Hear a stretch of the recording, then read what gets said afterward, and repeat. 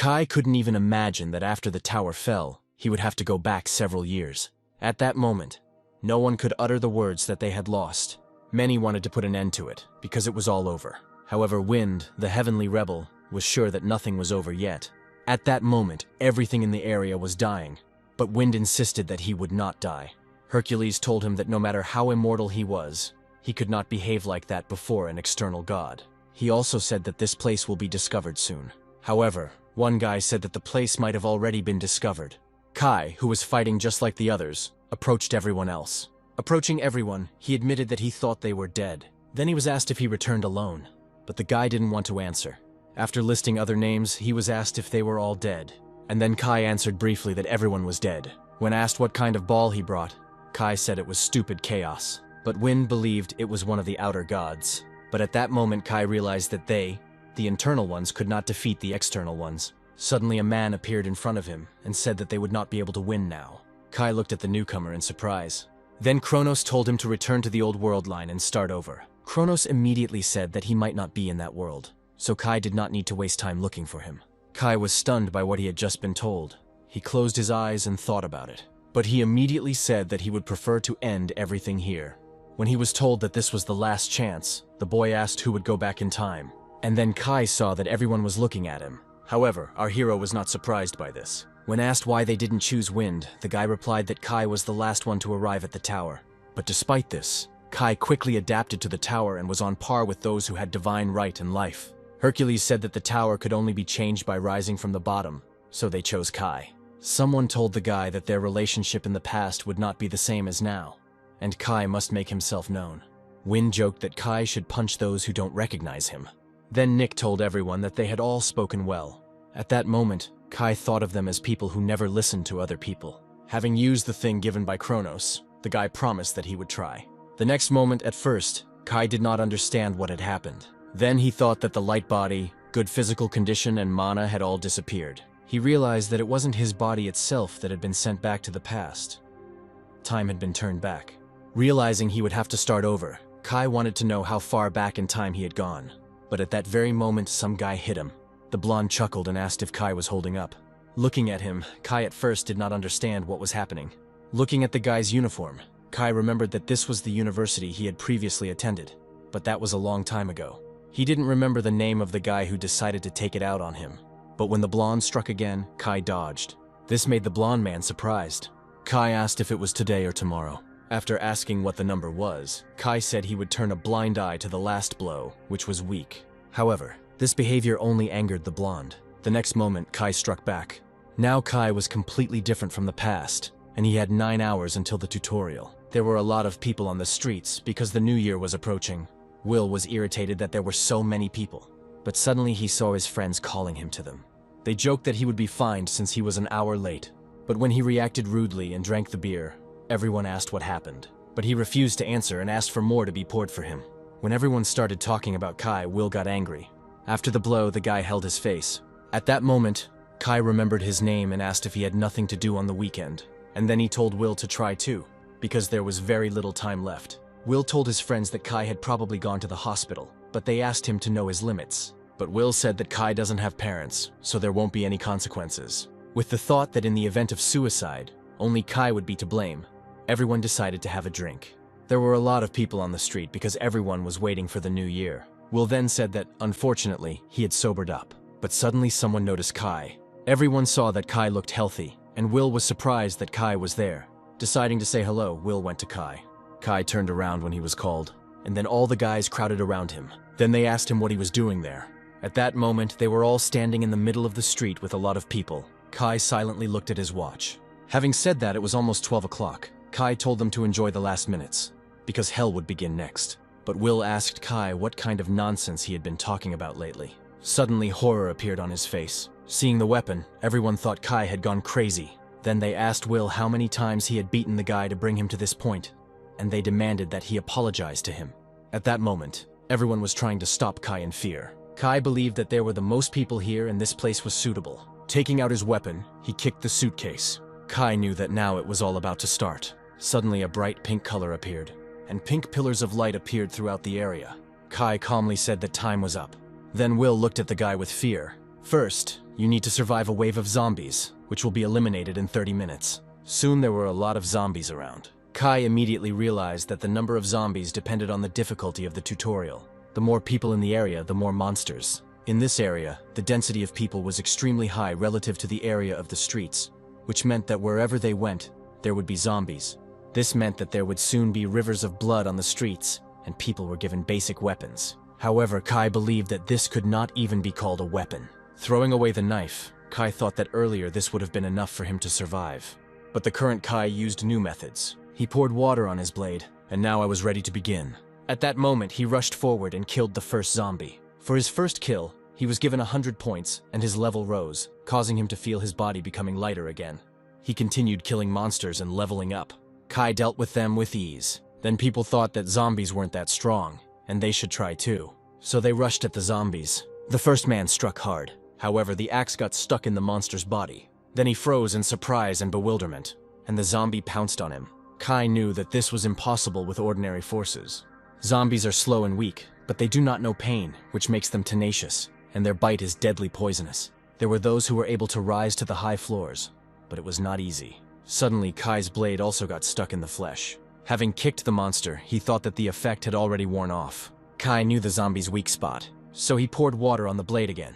One man said that in the first tutorial he was able to figure out something incredible. He found out the zombie's weak spot. It was salt. And now Kai took advantage of this. The guy was surprised when he was given 3 free stat points for killing 100 zombies in 10 minutes. Then Kai found out that these points were obtained in the tutorial, but he decided to save the points for later. He wanted to find a suitable place to hunt zombies, and suddenly he found it. Meanwhile, Will was also fighting. However, his knife got stuck in the zombie's head. He was angry that Kai could kill zombies easily, but Will couldn't do the same. But suddenly the zombie reached out to the guy. With his mouth open, he reached out to the man, but Will kicked him. There were a lot of zombies around when his friends approached Will. They said that the zombies were only getting bigger, and that with Kai they could survive. But Will wasn't happy about the guy's mention. It irritated him that Will didn't know where Kai had gone. But suddenly he turned around sharply. It turns out he was attacked by a zombie. At that moment, Will's weapon broke, and the zombie reached out to the guy. Covering himself with his hands, Will thought he was finished. But suddenly the monsters stopped attacking, and something fell on top. It was salt. At that moment, Kai scattered salt while running across the rooftops. Because of this, his level rose quickly. After seeing the results of the tutorial, Kai thought that many people had died. Thanks to the notifications, of which there were many, Kai learned that he had killed more than 1,000 monsters. The next tutorial was about to start, and Kai thought there had been no peace for a moment. Suddenly he heard a voice. Almost immediately, Kai recognized the 6 who said that there was an announcement due to the fact that there was a player who had quickly risen in level. Having mentioned the use of glasses, people were outraged that they did not want to return them home. Points could be spent in the store, exchanging them for items. They could also be used as currency. Kai knew that with a lot of points one could even become a god, and the store played an important role. He knew that now the fight for level and points began. When the warning ended, a new struggle was about to begin. It was necessary to reach the safe zone, and every 3 hours they gave 100 points. In each area, a safe zone was created that people needed to reach. Will didn't understand what was happening, but his friends called him to come along. At that moment they lost one of their friends and assumed that he was dead. But they were more interested in Kai and whether he was still alive. While everyone was discussing how Kai seemed to have a predisposition for using a knife, Will noticed him. He immediately headed towards the guy, and coming up, he grabbed him by the shoulder. Will said that Kai was going the wrong way. The boy promised to take care of Kai if he went with them, but he knew that it was safest with Kai. But Kai answered briefly that he knew that he needed to go into the circle, and he immediately said that he needed to go somewhere. Finally, he told Will to sit in the safe zone if he wanted to survive, and it was also worth doing without arrogance. This made Will angry. He thought that it wouldn't be safer with Kai, but Will was surprised when his comrades couldn't get through. Then he looked up. Everyone saw the limit of 2,000 people per zone. The next moment, someone attacked from underground. Will heard people screaming. Worms emerged from under the ground and ate everyone, but Kai was fighting them at that moment. Hearing the screams of people again, he remained calm. For the first kill of the monster, he was again given extra points. Kai knew that the worms were not visible because they attacked from underground, so he focused on other feelings. Standing in place, he heard a noise coming from underground, and suddenly the ground beneath his feet broke. At that moment, he reacted and attacked. With just one blow, Kai was able to kill the worm. At that moment, his level was raised again, He was surprised that the level went up from just 1 kill, but that meant Kai could level up well at this point. Kai decided to go down to the subway. He knew that worms lived underground and dug caves for themselves. That is, he found the perfect place for hunting. Kai discovered a hidden dungeon. There were hundreds of worms there. The guy believed that after finding the nest, there was nothing difficult left in the hunt. At first, Kai wanted to reach level 20. The first worm attacked the guy, but Kai was faster and dealt multiple blows with his dagger. Kai quickly and calmly broke through the monsters, but suddenly he noticed an object that had fallen out of the worm. Then Kai was surprised that these beads could be obtained in the tutorial. It was interesting, and Kai found the beads charming. At that moment, Kai had a reason to exterminate monsters, but near the safe zone, chaos was happening. Then someone said that those who failed to get into the safe zone could die by biting their tongues. At that moment, everyone is awarded points for the past 3 hours. After this, the safe zone decreased, as did its capacity. Due to exceeding the limit, some people were randomly thrown out of the zone. In this way, many were pulled out. Many of them immediately fell into the jaws of worms. In fear, the survivors began to run towards the center of the zone. Many pushed each other, wanting to get ahead. Then chaos reigned in the safe zone, but suddenly Will told everyone to be quiet. Everyone turned to look at him in surprise, and he said that they would decide who would die in his place. The guy thought that this was the only way he could get out of here. Will could survive by killing someone, so he chose his victim. Will decided to kill the old man.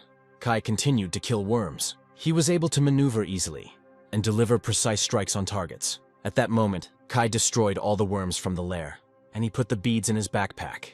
Then his level rose and mana was revealed to him.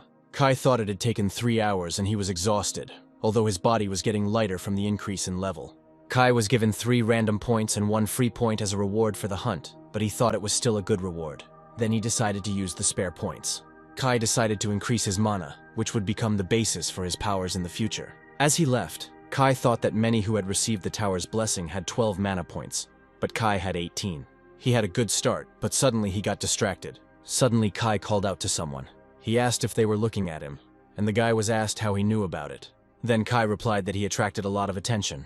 The guy chuckled, saying that it was probably boring to look anywhere else. And then they thanked him for adding color to the routine work. Then the 6 was surprised that Kai managed to reach level 20. Kai replied that he was lucky, but the 6 thought that the people who said that were the most terrible. When asked the reason for the call, Kai replied that he needed a store. But the 6 was surprised when Kai said that he wanted to buy a skill, not an item. After opening the shop, the 6 said that Kai might be the first one to buy the skill in the second tutorial. At that moment, Kai thought that there were a lot of offers in the store. 6 said that there were skills that could be obtained in the tutorial, and when he asked if Kai was looking for something specific, the guy answered in the negative. Kai decided to buy monkey eyes, and the 6 was surprised when the purchase was justified by the cool name. Next, a sword was purchased, which the 6 approved of, but Kai found it annoying. After this, the 6 said goodbye to the guy, and great hopes were placed on Kai. He realized that he would be looked after as an object of special care. Kai thought that he had arrived here legally and had nothing to worry about, but he didn't know if they could find out about his return. The clock was created by Kronos, Mimir, and Odin, and for using the clock, Kronos' existence was erased. And the 6s were ordinary examiners and could not find a clue to come to the return. Kai's new skill, when activated, increased his field of view and enhanced his 5 senses. And even if someone found out about his return, Kai did not change his goal. As he walked forward, Kai thought that the real value of the eyes lay elsewhere. At that time, some worms ate people. Noticing the guy, they became wary. Using the new sword, Kai wanted to deal with the worms in the remaining half hour. Looking far ahead, Kai, as expected, came to the right place. Before Kai was the boss of the second tutorial, the mother of worms. Soon Kai dealt with the regular worms and was about to kill the boss. Kai thought that the boss didn't look like those monsters that ate people. The mother of worms had a strong attachment to her children, and an equally strong lack of brains, according to Kai. Having reached the guy, she tried to eat him. However, Kai jumped into the air, and then he was going to kill her instantly. Then he stabbed her in the head. With his other hand, Kai took hold of the axe, and he struck several blows along the body. The worm growled loudly in pain, and then Kai asked what they would do now. The choice fell on overturning his body, but Kai raised his axe and said that it was a bad choice. Then he launched several more attacks. However, he understood that this was not enough, although at that moment the worm's entire body was covered in cuts. But this was not enough for Kai, and he continued to attack. Eventually, he reached the worm's head. Then the worm tried to eat the guy again. But finally, Kai thanked her for coming first. After that, he dealt the fatal blow. At that moment, some people asked for the bullying to stop, but Will immediately shut those up. He told the guy that there was a limit to follow and everyone agreed to choose the person to die. When Will was told that he had decided everything himself, he objected that they were the only ones who disagreed. Will forbade many from entering the safe zone, promising that he would kill them himself. At that moment, there were only 30 seconds left until the end. The worms have already set their sights on the people who have left the safe zone. But suddenly Will was surprised. It turned out that time froze at 3 seconds. Next he saw a notification that the safe zone would not shrink. To the Six's admiration for the victory, Kai said that he tried his best. Six offered treatment, but Kai refused if it was as a reward. Six was amazed that a normal person had gotten this far in the tutorial, and Kai said that he was making noise. 30 minutes ago, Kai killed the mother worm, who appeared later than he expected. The mother of worms supported the ecosystem of the second tutorial, and the reward for killing her was not determined. When Kai asked about the reward, the Six admired that the guy understood the structure of this world. But Kai replied that it was strange not to know about it if he got so far. Six replied that there were no more who didn't know, but Kai still insisted on a reward. Then the Six finally agreed to issue the reward. He offered the guy to choose one of 3. Kai could proceed to the 5th tutorial and receive information and a reward for clearing the 3rd and 4th tutorials. Kai was a little angry that they just wanted to send him to the 5th tutorial as quickly as possible. The 2nd reward to choose from was glasses, but Kai was interested in the latter. The 3rd reward was a connection with Olympus. Kai was surprised, and the Six said that the tutorial is the starting point of this world. He was told that the tower contained many authorities and beings possessing powers equal to those of the divine. Kai could be recommended to Olympus, which was one of the authorities in the tower, and if he got their support, Kai could be safe. But Kai did not realize that Olympus had great power in the tower. But Kai chose the 2nd. But the Six said that Kai had not yet used the glasses, so he was given a second chance. Six tried to say that he needed to choose more carefully, but the guy didn't know anything about Olympus. Kai demanded that he do what he was told, since he had not coordinated this with the other Sixes or the distributors. Then the Six was afraid that Kai knew so much. But in the end, Kai thanked him, because he understood what else he needed to do here. Kai then demanded a meeting with the distributor. Kai understood that the tutorial had to be separated from the tower, and he wouldn't get involved with Olympus, at least for the sake of a future goal. Suddenly a glow appeared in front of him. When the distributor appeared, Kai introduced himself. The distributor asked if Kai had killed 1,000 dead in the first tutorial. The man said that he had already heard about the guy. Six was tense from their conversation, and in front of Kai stood the tutorial director. The man asked how Kai knew about his existence and the method of summoning. Kai replied that the first rule of the tutorial is that the participant must find out the information on his own, without the tower's intervention. Kai said that he found out everything on his own, and the man himself could see whether the guy was lying or not. Kai's answer satisfied the man. Afterwards, Kai said that the interference was on their part. He said that Olympus was approaching the Sixes, and Kai was offered Olympus's support as a reward. The Six began to justify himself, but the manager became angry. The next moment, the man hit the floor. He was angry that now the Olympians were even reaching out here. Then he thanked Kai for helping him get rid of the rot. But Kai announced the second rule. Awards were given based on the participant's exceptionality. Kai used his points to summon the steward who killed the Six. He asked if the manager thought the same. The man replied that during the examination of the lower beings, no abnormalities or abilities were found. But this is precisely what surprised him. Then the man admitted that Kai had killed the Six, although not with his own hands. He said that the Six closest to the ranker died in the second tutorial. It happened because of just one member, and Kai decided to take it as a compliment. The man asked what would be suitable for Kai as a reward. Then he thought about a reward for Kai. Finally, Nick waited for the manager to come up with an idea. The man believed that such a reward should come in handy. He was about to shake hands with regret, because he thought they would give him ordinary glasses. But then he was given the Mana Master skill. Mana and its recovery increased, as well as its resistance and induction. This surprised Kai, and the man asked if Kai liked this. Afterwards, he said goodbye, saying that it was necessary to teach the low creatures a lesson. The manager promised to see me when the third tutorial was over. After that, he left, leaving Kai alone. Kai was surprised that he was given such a skill in the tutorial. His skill was at 0, but he already had the skill to manage mana. Mana was the force that controlled everything in the tower. Mana concentration is the art of mana management of immense complexity. Seeing this skill, Kai was amazed. Mana was accumulating near his hand, and then Kai used a new ability. He decided that the ability was still unstable, but not bad. But Kai understood that this was not enough, because he needed to do more than just regain his power before time was rewinded. He needed to get as high as possible. Kai had to become stronger in order to destroy the seemingly all-powerful outer gods. Meanwhile, the situation between people only became more tense. People tried to fight for their lives to avoid being driven out, but they grabbed him, saying that he was behaving in a stuffy manner. Will reminded him that he had asked for the next supply party to be assembled.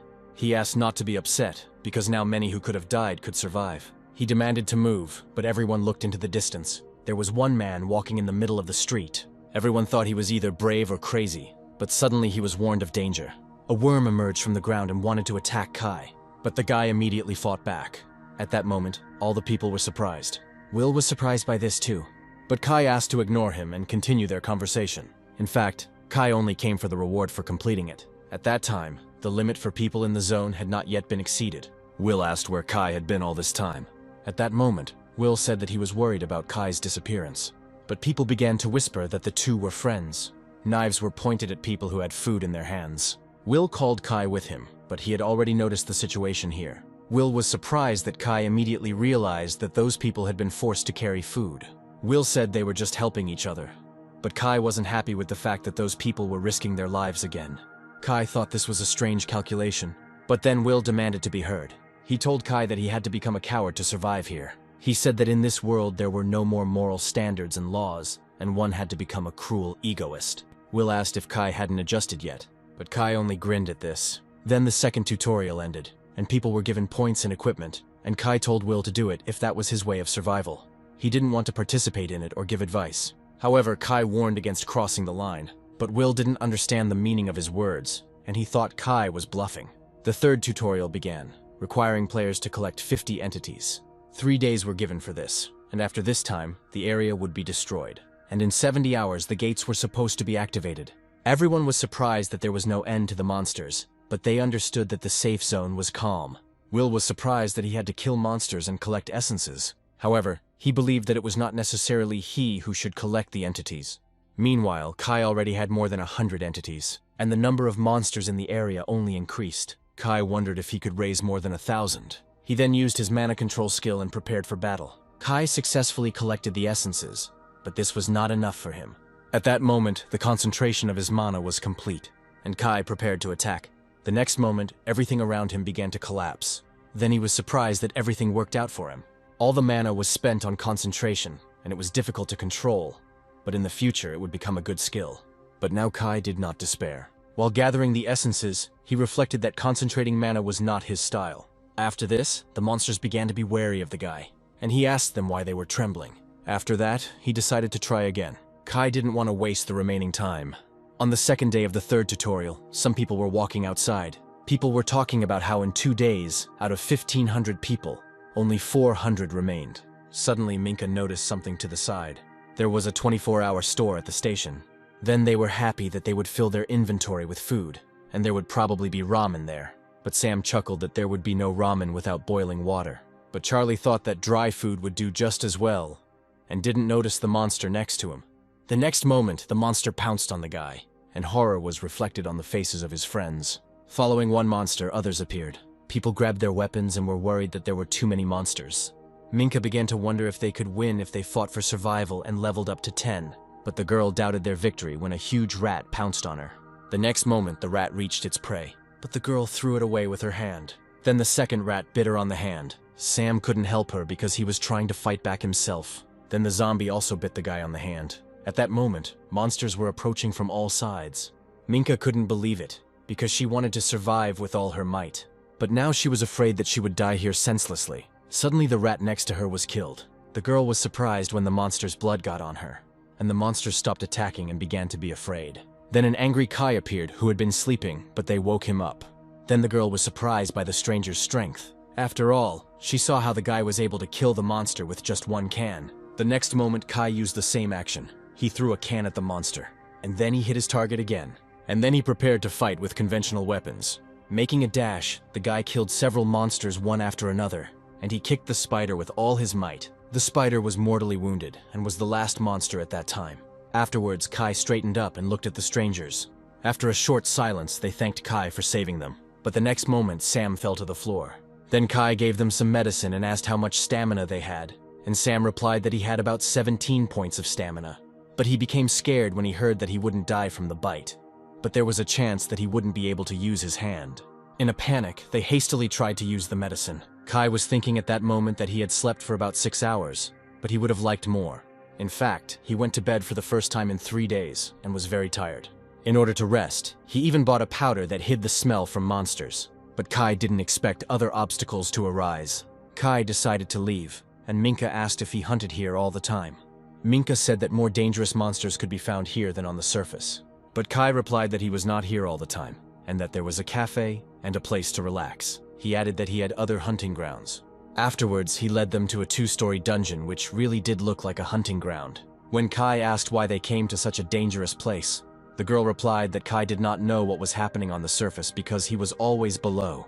It turned out that up there everyone was killing each other because of the battle for the entities, and there was complete chaos. Kai assumed they were under attack, so they went down, and he was right. But Kai noticed that they almost died below. Sam wanted to say that they survived thanks to Kai, but suddenly they heard a roar. Sam and Minka tensed, wondering what that sound was. But Kai asked them if there was a guarantee that he would not kill them and take the essences. At that moment, they realized that they hadn't asked themselves such a question, because Kai had already saved them, but Kai was much more dangerous than monsters or people because of his strength. When Kai was told that he had to collect enough essences, the boy asked what if he could collect as many as possible. Kai said that even if he doesn't kill them, someone else will. But Minka thought it was strange that Kai would say something like that if he wanted to harm them. Then she asked what Kai wanted from them. After that, Kai chuckled a little. He had a proposal for Sam and Minka, and if they did well, then the entities could be divided. Naturally, Kai's idea included monsters. The huge monster was soon chasing after Sam, who was already doubting whether this was a good offer. Before this, Kai asked the guy if he had hurt his leg. Sam's legs were fine, and that satisfied Kai. After all Sam had to do was run. So soon Sam was running from the monster screaming for help. At the right moment, Kai attacked the huge snake, and he attacked her in the open mouth. Immediately after, he headed towards another huge monster, and then he cut him several times. Kai's attack was so powerful that the monster immediately split into pieces. At that moment, Sam was surprised by the speed of Kai's attack. The guy wondered how many entities Kai could have collected if he killed so quickly, and because of the high level of the monster, several essences dropped. While collecting the entities, Will thought that in 2 hours they had collected 50 entities. At that moment, Kai also decided to take several entities for himself. The guy was also covered in the monster's blood. Looking at Kai, Will thought he was a bird of a different feather. When Kai asked how many entities there were, Will was confused. Will said there were 6 in total, and Kai said there was one thing, Will's, and he had to take care of it. As he handed over the essences, Will thought that the speed at which the monsters were arriving was not keeping up with the speed of the hunt, and Will did not understand why Kai needed so many essences. Afterwards, Will noticed that Minka was late, but Kai replied that she would get there slowly. Suddenly Kai was asked what his level was. Will said that with such a speed of hunting, the level must be serious, and Kai replied that gradually it stops increasing. But Will was frightened by the fact that Kai's level was now hardly rising. Kai said that level and stats are personal information that should not be asked or answered in such questions. Will noted that Kai had recently asked him about stamina, but Kai had wondered if it would be better to let his arm rot. Finally, Kai advised hunting monsters occasionally to level up. At that moment, Minka finally appeared, leading a bunch of monsters. Will was afraid that they hadn't had time to really rest, and Kai immediately rushed to attack. Soon, Sam also began to participate in the fight. Having killed the monster, he was surprised that he had managed to do it. Minka asked if Sam had leveled up like she had. They soon dealt with the monsters and met with Kai. Will asked if they could take the essences for themselves, and Kai didn't mind, since they managed to kill the monsters themselves. After giving Minka the essence, Kai said that they now had 50 of them each. Minka said that she had 20 before, and she didn't expect to collect the required amount so quickly. Kai also thanked them for their help in the hunt. At that moment, there were just under 3 hours left until the end. The gate was supposed to activate soon, so Kai told them to get up. And Sam and Minka were happy about this. When Minka asked if it was still chaos, Sam replied that it wasn't going to get any better. The guy said the people outside were annoying. When the gates began to turn scarlet, people realized that they would soon open. But then everyone hid knives behind their backs and chatted as if nothing was happening. Everyone thought it was easier to kill a person and take away the essences. People's thinking was the same. One man wanted to quickly take the essences from someone when the gates opened, but suddenly he was asked if the leader of that side had looked at them. It turned out that Will was walking in their direction. This made them scared. Will said they hadn't seen each other for a long time, but they told him they weren't on the same page as each other. Grinning at their pride, Will said they knew what was coming. Will said that when the gates open, it will rain blood. Then everyone realized that Will had created the gang for this moment. He was asked how much he was missing, but Will replied that they had more mouths to feed. The man was surprised when he heard that they needed 700. This was an absurd demand, because even if they combined their essences, they would only have 300. Will asked to give at least 400, and then they would retreat. However, this only escalated the conflict. If you refuse Will's offer, a massacre will begin, because 20 people cannot cope with 50. While they were pondering what to do, someone broke through the crowd. Suddenly, the man was surprised. Everyone saw Kai carrying something in a box. When Will asked where he had been, Kai replied that he obviously had things to do. And when asked if he had collected all the entities, Kai answered that yes. Then everyone was surprised by the number of entities Kai had. There were a huge number of them in the box. Everyone assumed that Kai had more than 1,000 of them. Will didn't understand how Kai had managed to collect so much, but he was counting on the people behind him. There were at least 50 of them. Will thought that Kai would never be able to handle that many people. But Will was surprised when Kai asked him to look under his feet. There was a line drawn on the ground. Kai replied that he had an overabundance of entities. Everyone started asking for essence, but Kai replied that it wasn't free.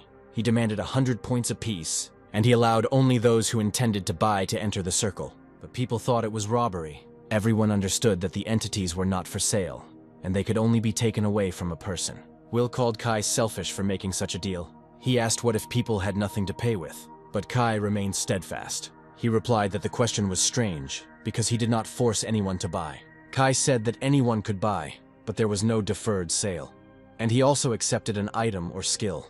Then everyone was surprised that the item could be sold, but this only made Will angry. People could turn their backs on him. Then he said that Kai killed someone and took the essences, and now he wanted to sell them. But Minka decided to stand up for Kai, because Will was not the kind of person who could say such things. Minka said that he killed their friend, and Sam replied that based on Will's words, they should have died too. Sam said they knew absolutely nothing about Kai, but Will only got angry and said that the three of them couldn't do anything. He wanted to show that it wouldn't be safe with Kai. And then he ordered all three to be killed. Then everyone rushed towards Kai, but the guy immediately killed those who crossed the line. And at that moment, Kai decided to remind that the line cannot be crossed. Will was horrified by the boy's cruelty. The others were also scared after the murder of their comrades. Then Will understood the meaning of Kai's phrase back then. Kai said the terms of the deal don't change, but crossing the line for anything other than the purpose of purchase is prohibited. Kai said that if the conditions were violated, people would die. But Will only ordered his men to kill the guy. But Kai was stronger than them all. He dealt with every man Will sent, and every person who crossed the line died. Will was terrified by the boy's strength. Then he thought with horror that only Will had forgotten what this world had become. Suddenly he decided that he had to run and stepped back. Will thought about what Kai had said, that he would only kill if the line was crossed. But Kai decided to get to Will too. He replied that he saw the guy's face. At the last moment, Will couldn't understand anything, and his head flew off his shoulders. A bloody mess formed around Kai, but he was able to kill everyone. He was unhappy with the mess and decided to move the box. The Luis were tense as Kai approached them, and each of them avoided Kai. The man was horrified by the brutal murder of the boy, because his personal power triumphed over the collective. He thought that he had already adapted to this world, but when he saw Kai, he realized that he was wrong. At that moment, he decided to buy the essence from Kai. When asked where he would get the points, the man replied that the weapon could be sold for 500 points. The man said that the guy obtained all the entities through his own hunting. After all, it was clear that Kai could not become so strong by killing a couple of monsters, and he did not take the essences of the killed people.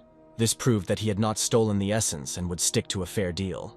Noticing someone approaching, Kai turned around. Approaching Kai, the man extended his hand. He asked the guy for 7 pieces. The laws and rules of the world were created by people like Kai. Then everyone decided that they could simply buy the entities and move on to the next stage. While everyone was deciding on the purchase, the first man walked through the portal. At that moment, everyone suddenly went to Kai. Also, everyone wanted to sell their damaged weapons. However, the sixes refused to pay a large sum for the weapon. Some sold skills for points, but Kai knew the deal wasn't a good one. He thought that maybe it was better than dying now, but he knew that he couldn't lose his skills. But everything worked out well for him. He had more than 150,000 points. At that moment, Minka noticed that Kai wanted to leave. When he asked why they hadn't left, Minka replied that they were waiting for him. After Kai refused, Sam said that he could use them again as bait. Hearing this, Kai hesitated. Then he said that unfortunately that was all. Kai told them not to rely on anyone and added that he would not go any further. The next moment, Minka and Sam were surprised. Kai has no essence left. Because of this, the guy and the girl were upset. Sam panicked and said that Kai should have kept some for himself too. But Kai told them to move quickly because chaos would soon begin here. But Minka and Sam were upset about this. Then Sam decided to call the girl to follow him. After this, our heroes went their separate ways. Kai knew the next tutorial was defense. At that moment, a man ran up to him and asked if Kai had sold all the entities. And the man was horrified to hear that the trade was over. Then he collapsed to the ground. This place was soon to become the site of a battle for essences, and Kai decided to change the scenery. Then he decided to use the store, but what happened next was not what he expected. However, Kai still remained calm. The tutorial manager appeared in front of him, and then the man asked if the guy had called him. Kai replied that he had called, but not him. And it turned out that the staff had been reduced. It turned out that the connection was 1 in 3, and many of the 6s were here for a long time because of Kai, so the movement slowed down. When asked why it was his fault, the man explained that more than 100 people used the store. But Kai asked if it was really that bad if the manager had come in person to use the store. However, Kai was the object of special treatment. The man said that Kai's power could have collapsed the tutorial's ecosystem, but that was what Kai was after. Having said that this was exactly what he was heading towards, the guy wanted to use the store again. Then the man said that it was the first time he had met someone like Kai. Afterwards, he decided to fulfill the player's will, and a store opened in front of Kai. Kai decided to take the average personal inventory, and then the Ice Jade Steel Sword. As a result, Kai purchased equipment that would be useful at a higher level of the tower. Finally, Kai asked for one well-forged sword. The master said that the last sword was basic, but Kai was satisfied. Afterwards, the man said that now no one would be able to touch Kai. However, Kai heard that this only applied to the members. Having said that he was looking forward to it, the manager left. And after he left, Kai hissed in displeasure. Then he raised his head. The zone began to collapse, and Kai saw the sky, which he had not seen for a very long time. Kai was safe because his clothes were resistant to magic and fire. Kai first decided to protect his body from the heating air. Suddenly, Kai heard someone screaming. Moving in that direction, he assumed that there were 3 people left. And Kai was right. But seeing the guy, the man asked why he was here. He was very surprised that Kai did not go further. At that moment, the earth began to collapse. And then the area in front of Kai was covered in fire and people's screams were heard. Burning alive, they asked for help. At that moment, Kai became wary, and all the streets started to burn. Skeletons emerged from the ground, and fire also emanated from them. These were low-level demons called skulls. Taking the equipment, Kai thought that there were too many monsters. However, they were not Kai's opponents. He needed the one who made this event called destruction. The conversation was about the lesser demon Surtra. Kai took aim at this demon, and he behaved calmly in front of the enemy. Kai recalled that during Ragnarok, his size was the size of a mountain, but now Surtra was the size of a large house. At that moment, Surtra was glad that another world would be swallowed by the tower. But Kai decided to interrupt the demon's speech, saying that he was talking too much for a child who was 176th in a row. But Kai reminded the demon of another guy. Surprised that Kai had the same eyes, Surtra leaned towards him. Having created a throne for himself, Surtra asked if Kai could also get out of this place. Afterwards, Kai began to fight monsters. With one swing of his sword, he split their skulls. However, this caused an explosion. Surtra was surprised by the boy's strength.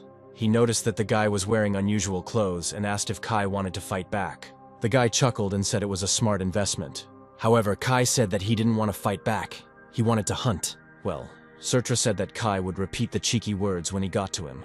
Kai replied rudely that he already realized that Surtra had a heavy backside to lift.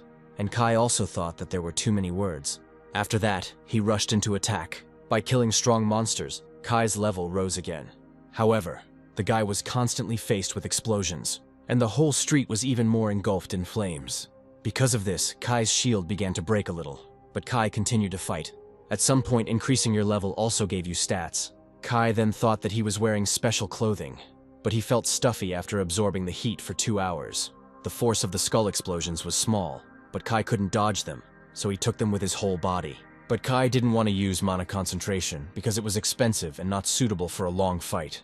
Realizing it was time to finish, Kai told Surtra to come down. Then Kai heard from Surtra that the things were incredible, and it was unclear how Kai got them in the tutorial. Then he went down to Kai. Kai replied that Surtra was causing chaos on the territory of the tutorial and had no conscience. Surtra replied that he had exterminated those who had no right, but he believed that Kai could rise high in the tower. When asked why Kai was here, the guy again answered that he was hunting. Surtra asked if Kai would really kill him, and he decided to fight back against the guy. Then Kai had to defend himself. Knowing that his body had absorbed enough heat, Kai thought he could handle it, and he was able to withstand the blow of the sword. But the method of obtaining the eyes was unusual, according to Kai's ally, and for their sake, Kai now needed to win. Surtra was calm at that moment, and it turned out that in place of Kai, there were only fragments. After Surtra, I recovered a bit. It seemed to him that Kai had deliberately exposed himself to the blow, but suddenly heat began to emanate from that place, and then Kai crawled out from under the rubble. He admitted that he thought he would die. And after that, the battle had to continue again. And according to Wind, the first way to win was an ability that used lightning to reach the other end of the universe, and the second way is unlimited mana. And at that moment, Kai was able to obtain fiery eyes. Surtra also noticed the eyes, with which Kai could now distinguish between good and evil. Afterwards, Kai decided to take other subjects, and after this, preparations for the hunt were completed. But Surtra asked what Kai would do in such a state. After absorbing the ice crystal, Kai said it was nothing. Surtra was surprised, and Kai's temperature gradually dropped. The temperature dropped, but Kai was even freezing. Afterwards, Surtra swung his fiery sword, and he hit Kai, who now had the opposite energy, cold. Then there was an explosion. However, it was difficult for Kai to withstand this pressure, but Surtra was surprised by the boy's strength. And after that, Kai even managed to throw away the enemy's sword. Then he went on the offensive, and he attacked Surtra. This made the demon a little angry, and Kai decided that he should hit harder. However, Surtra was about to strike as well. Then Kai realized that he would have to dodge, and after Surt attacked Kai. However, the guy managed to defend himself from the blow, and immediately Kai began to absorb more ice crystals. And Surtra wanted to attack again. Knowing that Kai wouldn't be able to withstand the cold for long, he wanted to finish, and the next moment he dodged the attack. While attacking, Kai decided that there was no longer any point in conserving mana, but Surtra was only angered by the boy's actions. At the same moment, Kai used mana concentration, and he struck Surtur. That blow almost took his head off, and then Kai decided to deliver the final blow. He climbed up to Surtur's neck. As Kai prepared to strike, Surtra asked how he dared to behave like that. Afterwards, Surtra began to emit more heat. Because of this, Kai began to get burns, but at such a moment Kai had no intention of retreating. Determined to win, Kai readied his sword to strike. At the last moment, Surtra asked the guy to stop, but it was already too late, and the guy's sword was too damaged. However, at such a price, the destruction of the tutorial was defeated. Kai's level was raised, but he didn't believe that he had actually killed the demon. But he understood that this was only the beginning. He said with a grin that the road was quite bumpy. After some time, Kai woke up. When he stood up, he felt pain in his body. He decided that he hadn't slept much since the burns were still on his hands. Kai understood that it was no joke for his body that there was still cold in it. Kai thought he was going to die, but now he was in the intermediate stage to golden fiery eyes. But he decided to continue moving towards his goal and not waste time. He thought that after the flame disappeared, Surtur was not so scary. However, all byproducts of the demon's body are objects. Then Kai finally got what he was looking for. Before him was the heart of a giant. Kai wanted to absorb the heart immediately, but with his current body it would be difficult, since he had little stamina. Suddenly Kai heard the manager. The man asked with displeasure if Kai had finished. When asked if the manager had come again, the man said that he was the one who should speak like that. And then he said that the level balance was lost and he was scolded because of Kai. The man did not understand where the one who was causing so many problems came from. It turned out that the 4th tutorial was almost finished, and Kai asked how much time was left. But Kai said that 4 hours was enough for him. After shaking hands, the man said he had spent a lot of time discussing the award. Kai was surprised when he received the award. Kai was surprised that he was not aware of all the satisfactory skills. But Kai immediately realized that the skill compensated for the stat deficiencies. At the end, Kai asked the man for a small pill, and then the manager gave a pill that increased mana and endurance. Afterwards, the manager left. Finally, he told Kai to rest after taking the pill. Then Kai sat down on the ground, and he decided to restore his strength in 4 hours. Kai already knew that the 5th tutorial was a race. Kai woke up from some noise. Then he realized that there was a beginning, and then he was teleported to the 5th tutorial. Kai found himself outside the city, and there were many people in front of him. People believed that they were somewhere near the sea. Kai knew that this stage was made up of players from different worlds. The start of the final tutorial was announced, and some were glad that it was the end. The island was slowly sinking into the sea and the players needed to escape from it. But before that, it was necessary to kill the boss at the top. There were 30 days to do everything, but everyone was surprised that a whole month was given. Kai understood that under such conditions there was no need to immediately take up arms, but he understood that he was given a month to fight the boss. That was exactly how much time he was given, and Kai guessed that some people understood this. Then the first proposal to create a team appeared, and many agreed with this. But one guy said that he would choose an ally for himself whom he could trust, but Kai recognized that guy. Some were outraged by the words that they could not become allies for him. However, the stranger was calm. In one moment he killed all the people. The other participants were surprised by his strength, and it didn't take much effort for the guy to fight them. Hargan was the self-proclaimed heir to Olympus. Everyone was amazed at his skill. Kai thought his strength in the 5th tutorial was worthy of the tower's attention. Purebloods grew up in the tower and absorbed its secrets. And after their choice, they began to climb the tower, and could not help but differ in level from the others. And the person in the past who made a big contribution to the 5th tutorial was Hargan. But Kai had no reason to get involved with the guy, so he decided to leave. But suddenly he was called out. Hargan turned his attention to the Kai. But Kai didn't notice when Hargan approached him. And Hargan asked what Kai was like. He asked if these clothes weren't the robes of the fiery spell. Hargan asked where Kai got an item that wasn't available in the tutorial. Kai answered honestly that he bought it, but Hargan was surprised by this. Hargan asked about the level, but Kai replied that it was in rude gesture. And Hargan was surprised that the boy had even grasped this. Karagan suggested creating a team, but Kai refused. This left the blonde dumbfounded. Hargan said that Kai simply didn't know who he was, but Kai wasn't interested. Such impudence outraged the blonde. And then he chased after Kai, but on the way he met a monster. That monster didn't cause any trouble for Harrigan, but it turned out that this was not the first monster killed. And Hargan didn't understand how Kai could be so fast. Hargan even suggested that Kai was a pureblood. He kept thinking about whose relative Kai might be. Then the guy thought that it seemed like it would be boring, but now it became interesting. Kai was in a tree at the time. At that moment he realized that he had come loose. He thought that speed was not Hargan's strength, but he used Herculean strength. Afterwards Kai came down. He realized that the manager was not only talking to him when the conversation turned to balance, but Kai thought it didn't concern him. In the cave, Kai fought with a monster. He dealt powerful blows to the monster. Gradually, Kai continued to level up. Kai noticed that he had killed a dozen monsters, but his Heaven's Fate skill had not risen. But he decided to cover up the smell and did not come for the sake of hunting. By then, the guy's body had already recovered sufficiently. Everything was ready, and he used the inventory. And then he took out the giant's heart. The guy sat down on the ground and was about to swallow it. He remembered the advice that the heart needed to be absorbed before the end of the tutorial. Instantly, changes began to occur in his body. The blood of the giant and the demon penetrated his body. A battle between man and demon began within his body, and Kai felt a strong heat. The fire was inside the body, so the equipment did not help the guy. Kai felt like his whole body was being turned inside out. Kai could only endure the pain that he could not drown out. Hercules said that to absorb the heart, fiery eyes were needed, and if Kai could not get them, then the heart would also have to be given up. But Kai had one chance at this. At one point his powers began to increase. He thought that little by little it should get better.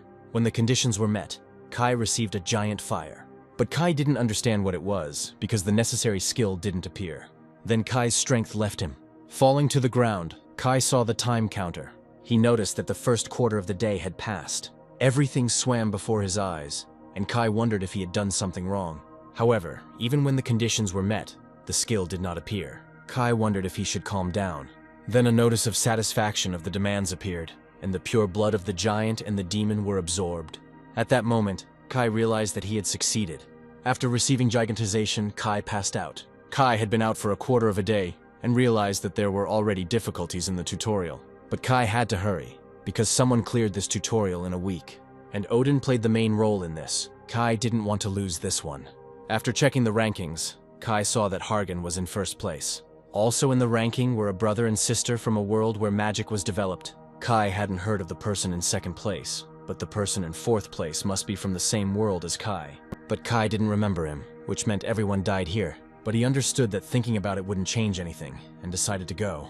Coming out of the cave, Kai already had the skill to attack, and Kai decided to decide where to go. Then he used his eyes, and he found an orc settlement in the forest. When he appeared before the monsters, they mistook the man for prey. But Kai wanted to test the new ability. Then the entire settlement was covered in fire. All the orcs were afraid that a man was doing this, but Kai immediately took up his sword, and immediately began to attack.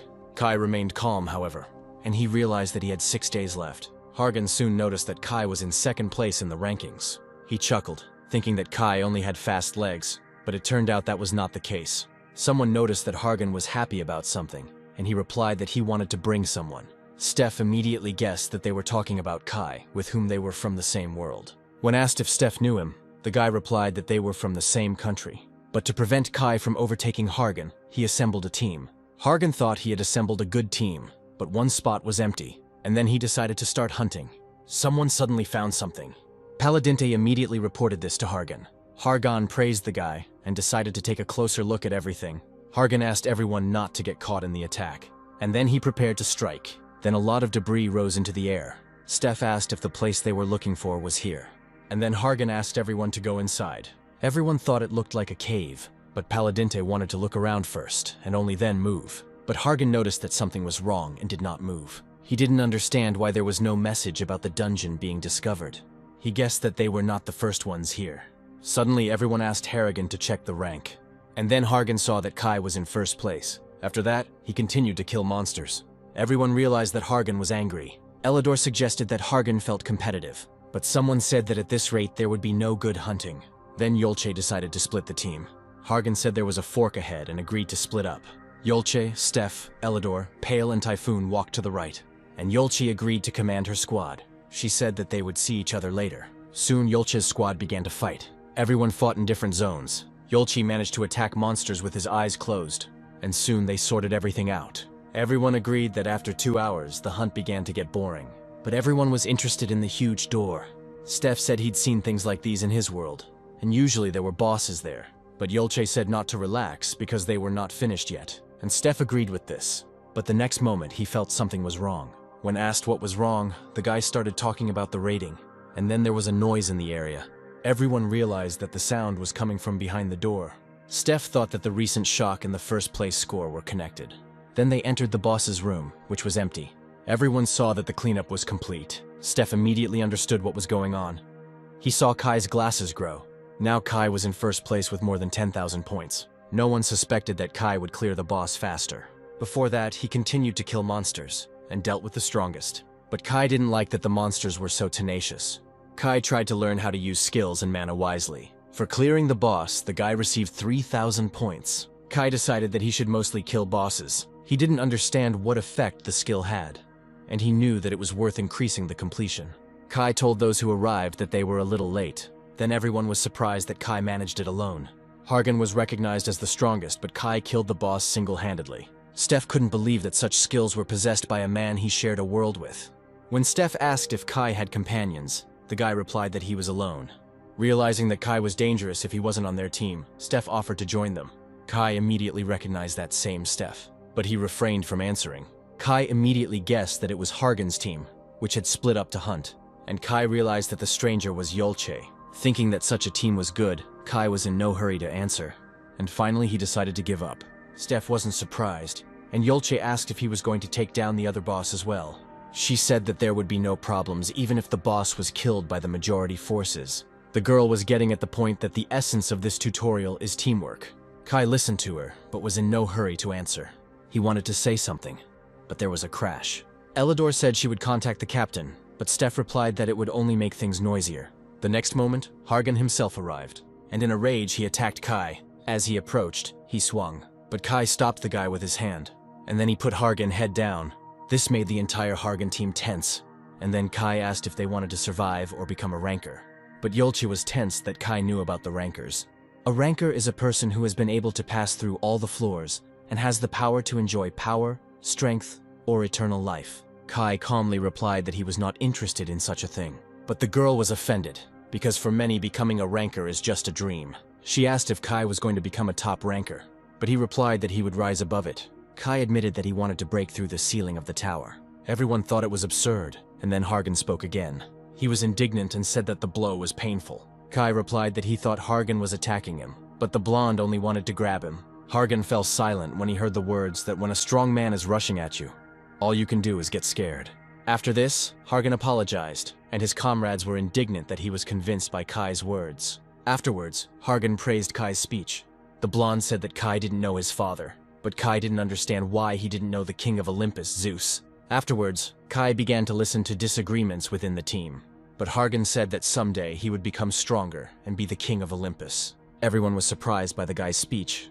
Kai thought that Hargan had great ambitions. Hargan offered to bet on who could kill the boss faster, and said that Kai could create a team at his own discretion. But Hargan would only have 9 people. Kai thought this was amazing, because Hargan was going to operate with a small team, and if they lost, Kai would join them. And if Kai wins, Hargan promised to treat him like an older brother. But Hargan only saw a smirk at this. Kai asked what was good about having such a younger brother. Kai said it was better to let Hargan provide assistance when needed. Hargan also promised to give up his item if needed, but Kai replied that they would sort it out later. And Hargan was glad that the bet was concluded. Hargan asked him not to disappear for a long time, and Kai thought that at every meeting they had, energy was pouring out of him. Returning to the team, Hargan asked everyone to hurry, but suddenly they heard that there was no point in counting seconds or acting in haste. It turned out that time had stopped. Hargan asked why this happened. Kai replied that Varaganda was not an island, but a sacred animal. And the monsters here were parasites that took the strength from the beast. Because of them, Varaganda wanted to dive underwater to kill the monsters, and Hargan realized that the main monster was like a parasite king. The blonde didn't understand whether he should trust Kai if he knew something that Olympus didn't know. And now Kai was saying that the time limit wasn't working. The gist of the 5th tutorial was how much time would be left and how many bosses would be killed. But in reality, Odin didn't kill the boss in a week. He had to stop time. Kai had to take advantage of the moment to strengthen himself before time ran out.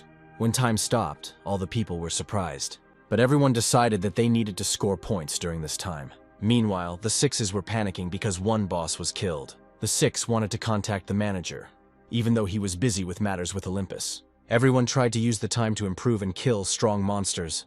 Kai was able to kill the huge orc. The other orcs were afraid when their leader was defeated.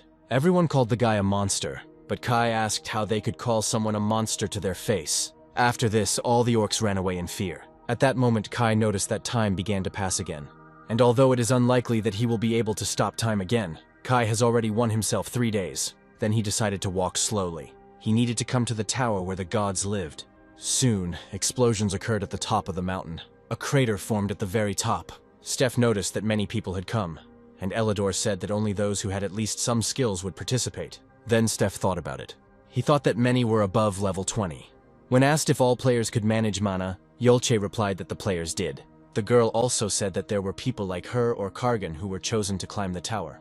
But Yolche couldn't say that they would defeat the boss. But she couldn't even imagine how strong Hargan was. As he approached, the guy said that they were late because they wanted to make the most of the time. Steph asked if Kai had arrived, and Elidor noticed the guy. Kai walked towards everyone else. At that moment, the guy decided to find out how much everyone had leveled up. Steph and Elidor had different mana flows. Apparently they had leveled up. Just like Hargan. After greeting him, Hargan asked if Kai would kill the monster alone. Kai replied that there would be more points then, but Hargan thought he was crazy. Meanwhile, their difference in points was 7,000. Suddenly, someone approached Kai and offered to join the team. But suddenly, Hargan pushed everyone away from Kai. It angered him that the pathetic midges were inviting Kai to their place.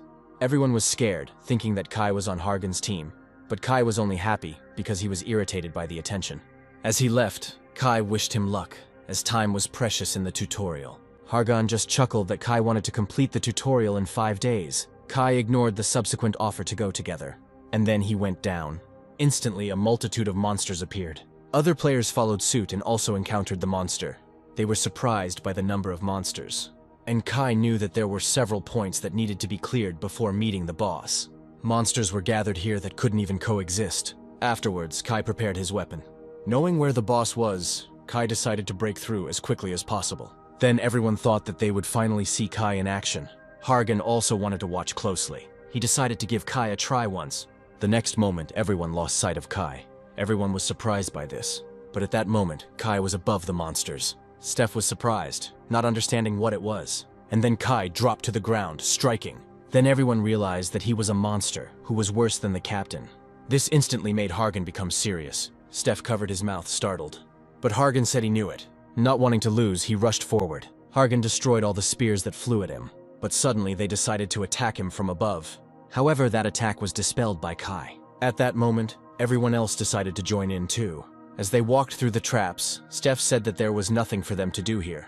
Elidor and Paladinte also entered the battle. They told Steph to push through.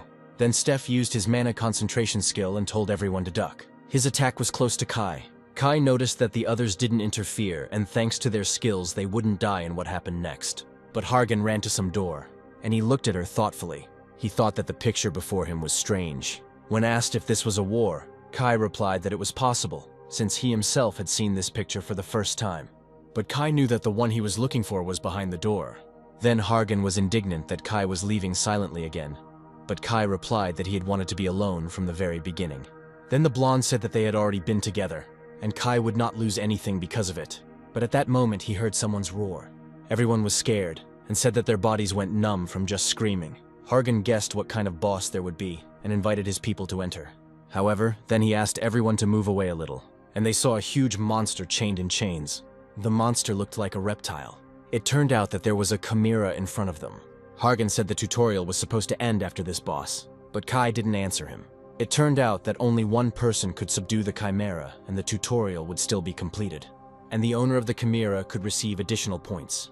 Elidor said that it was a test in which, while killing the chimera, it was necessary to protect the seal stone from people. But Yolche said that keeping track of 9 people is not difficult, but there was only one man who was faster than Hargan. Hargan tried to stop Kai, but he told him to let him go. Hargan reminded him of the terms of the bet, but Kai replied that he would win the bet and finish the tutorial as well.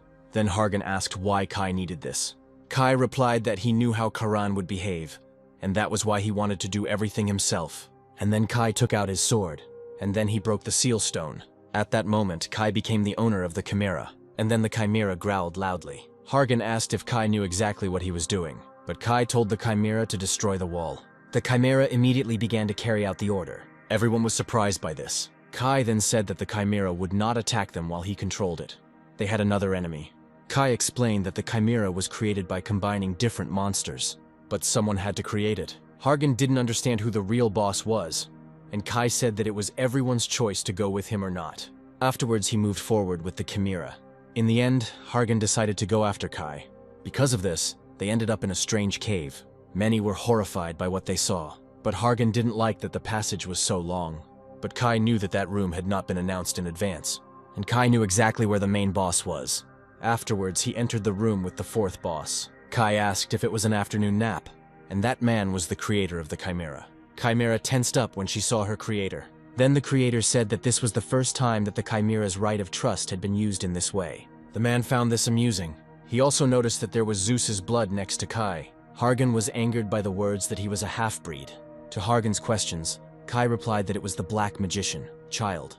Hargan was surprised that Child was an examiner on the 50th floor who used players for experiments. Kai reassured him that Child had shamefully lost to the player and had now almost lost his strength. Child was sentenced to create bosses for 1,000 years, but never regained his power. When asked how he knew so much, Kai pointed to himself, and asked if he remembered this. Child was surprised when he saw the boy's eyes, and then he attacked in rage. Hanger was surprised by Child's strength, but Kai said that if he had not lost his strength, they would have died. Child asked where Kai got such eyes from. Kai replied that Child should not speak in such an offended tone, but Child demanded to answer the questions. As the monsters approached, Kai said that he did not come to satisfy curiosity. Kai said that he could not let such a worm live. When the monsters approached, no one understood what was happening, but Hargan said to sweep them all away. After that, the battle began. Everyone tried to fight back, and eventually the place became a slaughterhouse. Everyone thought that these chimeras could be feared, but they were not yet finished. And Kai could act because the others were fighting, but suddenly he noticed something. A coffin formed, trapping the boy inside. Child said that the coffin was absolutely strong and even the chimeras couldn't get out of it. Child didn't want to let Kai live or die, but suddenly the coffin cracked, and then it broke down completely. Kai's strength was insane. Child couldn't believe it when he saw the boy's hand. Looking at Kai, he thought that the guy was connected to Olympus. Hercules surpassed everyone in strength and punished evil, while possessing boundless kindness towards the weak. This was the hero Kai revered most of all, and now he himself resembled Hercules. It was expected that the strength limit was only for one arm, but for now that was enough for Kai. Child replied that he would listen to the answer after he tore off the guy's legs and arms, but Kai told him to shut up, and then he prepared to strike. However, Child used a triple reinforced coffin. This didn't stop the guy. Kai was able to break through the coffin. Child told Kai not to die yet because he wanted to hear a lot. He then launched a poisonous attack at Kai. Kai was told that if he couldn't control the gigantization, he should give up on killing Child, since he was still dangerous. But in Kai's opinion, this was reckless, because it would take many days to control the power. But although it was difficult, it was not impossible for Kai. Kai managed to dispel Child's poison. And then he slowly walked towards the magician. Child didn't understand how Kai managed to destroy everything with just one force. Then Child waved his staff, and he created a black wall of thorns. This was Child's strongest defensive skill. But suddenly the wall began to break. Having called the guy crazy, the sorcerer began to cast another spell. Until Kai broke through, Child was accumulating energy. Then he thought that Kai had stopped and was tired. Child thought Kai had smashed his hands until they bled, but there was a crash. And then they extended a hand to him. At that moment, Kai struck. His strength was so great that he broke the floor, and Child was only horrified. The next moment, Kai started beating him. Kai was warned that he shouldn't even try to deal with Child unless he got the eyes in gigantization. Having received one skill, it was up to Kai to decide what to do. But having both skills, he had to deal with Child. When everything was discussed, Win showed no interest. Hercules asked why he did not speak like the one who killed the creator of chimeras, but Win said he had nothing to add.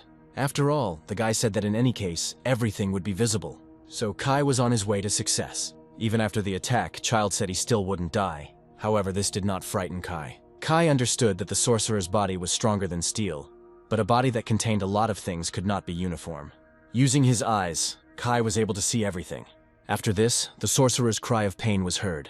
Kai started to tear off his hand, and the sorcerer asked him to stop. However, Kai had no intention of stopping. The guy didn't respond to requests to stop. And then Kai asked how many limbs he had torn off with his own hands. When all the information came flooding back to Kai, he was calm. However, he was quickly able to learn everything from his comrades, and Kai believed that all actions would give birth to an absurd person. After the tutorial was completed, Kai leveled up. The guy thought that the sorcerer could also consider him a boss. Kai's level increased twice. After Child's death, all the chimeras began to collapse, but the other players didn't understand what had happened, and Kai explained that the boss died, so they won't get up. Then everyone decided to check if their comrades were okay. Yolche was wounded, but Hargan was in his thoughts. But suddenly the guy got angry. Everyone crowded around the girl, and Elidor provided assistance. Hargan promised to finish everything quickly, and asked to take care of her. Afterwards, he turned to Kai, and he asked to talk alone. The guy didn't ask how Kai knew so much, but he said that because of Kai's actions, someone was seriously injured. He asked if it was necessary to kill the creator of the chimeras. When told that it was possible to simply kill the chimera and go through the tutorial, Kai replied that usually it was. But Harrigan said Kai might not have gone that far. Then the blonde asked how far Kai had to go to calm down. He asked if Kai would be satisfied when his companions died. Because of this, Kai also thought about the words. Outside the tower were the gods of other dimensions. The sky was clouded with chaos, hopelessness, and despair, and was painted purple. Many rankers died to defeat them, and no one knew how many more such gods there were. Because of this, Kai constantly needed to become stronger and drag the world along with him so that he could become strong. But when Harrigan asked, Kai replied that he didn't know. Kai asked if the blonde was putting together a team that he could go with, but Kai wasn't looking for one due to similar reasons. But Kai couldn't go with anyone, and Hargan realized he needed an ally strong enough to keep him safe. Afterwards, Kai went to talk to the manager. When asked who it was, Kai replied that it was the tutorial director. Hargan began to address the man respectfully, but the man did not want to accept the favor, because he was already ready to tear out Zeus's entire beard. And the manager understood how much he would hear, because the creator of the chimeras did not have time to create the next boss. He said that thanks to someone, the tutorial would now be livable for a while, but Kai wanted to get a reward. Then the man said that Kai was more hasty than he seemed. It was up to Kai to decide how to use and protect it. The guy was given the Stone of the Black God. Another name for the item is the fragment of Hades' helmet, and Kai absolutely had to get his hands on this item. Kai knew where the Sea God's stone was, and where the lightning fragment remained. While Kai was thinking about his own, Hargan asked what Kai wanted. But then the manager decided to send them to the tower, since the conditions were met. Finally, he said that although he didn't like Hargan, the guy also had a good reward. He told Kai that this was their last meeting, and asked if he would be raising a mess upstairs. But Kai said it would be visible. Then the man said that with the new thing, Kai could have done something more serious. But suddenly he thought that it was not bad that Kai was bringing chaos. The manager believed that a wave was needed to shake the tower. At the end of the tutorial, Kai was given glasses and some kind of item. After this, Kai found himself on the first floor. Kai decided to check what else he got besides the points. It turned out that there was an egg in the inventory. Hargan also arrived at that moment. At that time, they were on the outskirts of the first floor. When they saw the newcomers, they were surprised. Kai realized that the players were waiting for newcomers to recruit them into the guilds. But Hargan noticed something. He saw familiar faces. Then the guy asked if Kai was going to join the guild, and Kai was not going to. Hargan decided that this was not surprising, since Kai did not even want to find a team, but Hargan also wanted to say something about something recent. He asked if something had happened between Olympus and the manager. Kai asked if Hargan knew that Olympus, which is just correct, and the guardian of the Order of the Tower. But Kai refused to explain his words and advised Hargan to find out everything himself. Then the blonde was again indignant that Kai simply left. Afterwards, he only followed Kai with his eyes, and he wished him to beware of jackals behind his back. Afterwards, someone approached Hargan. He noticed that Agamemnon from Olympus had come to him, and then the man thanked Hargan for being able to remember them. Hargan asked the gloomy warrior to convey his congratulations to Ares for recently becoming a high ranker, but Ares ordered that Hargan's words not be passed on until his mother was found. Afterwards, the boy heard that the heavenly ruler was not particularly interested in children, and the identity of his mother was unknown. The guy got angry, but the warrior asked him not to react so harshly. The man said that family ties are being created and wished Hargan to also start a family. Hargan was angry, but he understood that if he hit someone below him, he would only worsen his relationship with Olympus. Afterwards, he let the warrior go. But then the man decided to ask about Kai, but Hargan was in no hurry to answer and said that Kai was probably a friend type. The jackals refused to go up to the next floor. They only attacked new players, who they completely wiped out, and they called the period of the end of the tutorial the harvest period. Kai immediately noticed when he was being followed, and Kai thought that jackals were ideal to test concealment on. There were about 20 people following Kai. The leader of the jackals said that many of the newcomers received good items. They knew that Kai had not joined the guild and had no allies, but someone was uneasy about Kai. But suddenly the head was surprised. He said the guy had disappeared, although he was in plain sight. After this, someone's screams were heard. Immediately, everyone grabbed their weapons. However, they were attacked from all sides, and they were unable to resist. After using his skill, the leader realized that it was not an illusion skill. Everyone tried to retreat, but it was too late. The leader couldn't believe that the newbie had the ability to hide. Having grabbed the man, Kai said that there was no need to irritate him by running away, because he would catch them anyway. Not understanding why such a player was on the floor, the man heard that if he answered the question honestly, he would be released. He tried to resist, but Kai immediately hit him. Kai said that if he continued, the guy would continue too, and then the man agreed. And then they asked him if he knew where to find a man nicknamed Cloudless. The man did not understand how Kai knew that person, but Kai replied that he had hit the jackpot right away. Afterwards, Kai found himself in the hotel room. He was lucky enough to gather information quickly, so now Kai could relieve the tension. After all, this place was simply peaceful, but Kai was interested in where his comrades were now. He remembered spending time with his allies, and then Kai too was calm next to them. But at that moment, Kai decided that enough sentimentality was enough. The shrapnel worked on the jackals, but it was far from ideal concealment. Kai's abilities were insufficient, and there was no master to process it. Kai knew there would be no problem if he perfected this piece. Zeus and Hades took their positions because they had received powerful shards. But suddenly Kai remembered someone who could work with the fragment. There was one good master in this place. Soon Kai completed the player's registration, and then he looked for his master. But Kai didn't know the exact location, and there was no one to ask. Walking down the street, he met beggars. Kai ignored them when they said their children were suffering. And at that moment, a knife was pointed at the guy. But Kai immediately fought back. After this, other men attacked him. While dealing with them, Kai said that if they were barely making ends meet, it was worth going upstairs. Having twisted their arms, he advised them not to harm others. But at that moment, Kai saw something. He found the right place. When he entered, he immediately thought that there was a steam room here. Kai asked if they should work until lunch.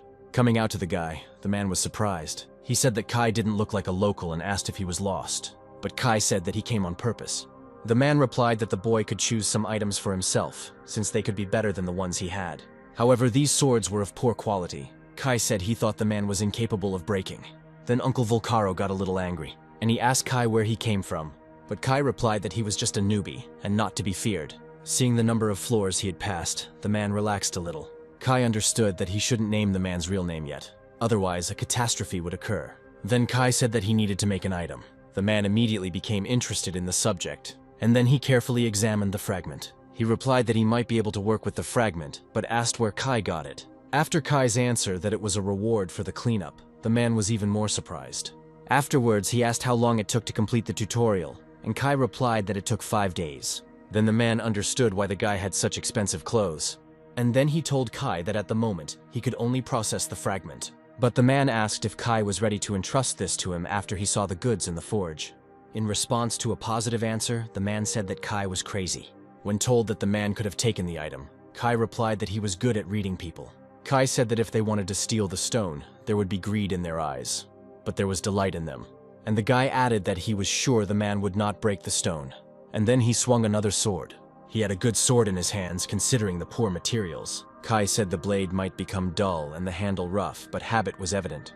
The man was surprised to hear that he had forgotten to mess up the weight balance. Then he asked what Kai was doing. When asked about his origins, Kai replied that he was somewhat similar to purebreds. The man didn't quite understand the guy, but he promised to do everything in the best possible way. However, he had a condition. He asked Kai to keep this order a secret. After this, Kai only had to wait about 10 days, but he still wanted to sit it out for 10 days. Kai also knew that the gathering of jackals would be in 2 days. While he was having breakfast, Hargan sat down next to him. He admitted that he had been looking for Kai everywhere and had used his connections. Kai wasn't surprised by this, but Hargan demanded to be given his number. But Kai admitted that he didn't expect that one day a man would ask him for his number. When Hargan objected to his indignation that he was a bore, Kai replied that he was not a funny person. When asked when he would rise, Hargan replied that he would move out in 5 days. He said that it took time for the team to work better together. Then Kai asked for help. When asked to get rid of the jackals, Hargan replied that with his team, this should be possible. However, he fell silent when Kai said that they would go together. Kai refused to explain the details and said to come tomorrow evening, otherwise he would go alone. But Hargan immediately agreed to go with him together. Afterwards, Hargan left because now he had a lot to do. Kai considered Hargan to be diligent since he wanted to develop with his team. But then Kai turned to the one who had been waiting for him for a long time. He asked to post it faster if there was any business for him. Afterwards, the man politely greeted the guy and said, "It was Agamemnon of Olympus." Kai said that he should have at least said hello to Hargan, but the man blamed it on the mission. Then the man said that their difference with Hargan was great, and everyone was talking only about the monster that entered the tower.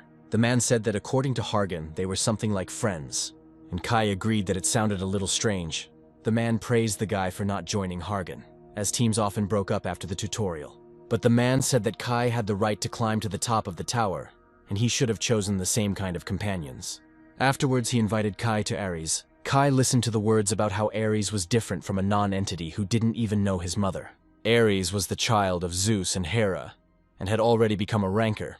He offered Kai to become a follower of Ares instead of getting involved with a mudblood. But Kai didn't want to hear it. Kai knew that Olympus was the one who tried harder than anyone else to recruit new players. But Kai decided to leave it at that. Kai said that he had no intention of joining anything, and for 2 days he refused Hargan, who personally invited him to join the team. And then Kai began to ridicule the man's arrogant phrases. After all, he is not Ares, but he behaved as if he were the son of Hera and Zeus. Kai did not allow the man to speak and insisted on his own. Kai didn't want to cooperate with unworthy people like them. After this, the man got angry, and then he asked how many jackals could be mobilized. But he was told that the jackals were now collecting money. However, everyone already knew that Kai was a serious opponent.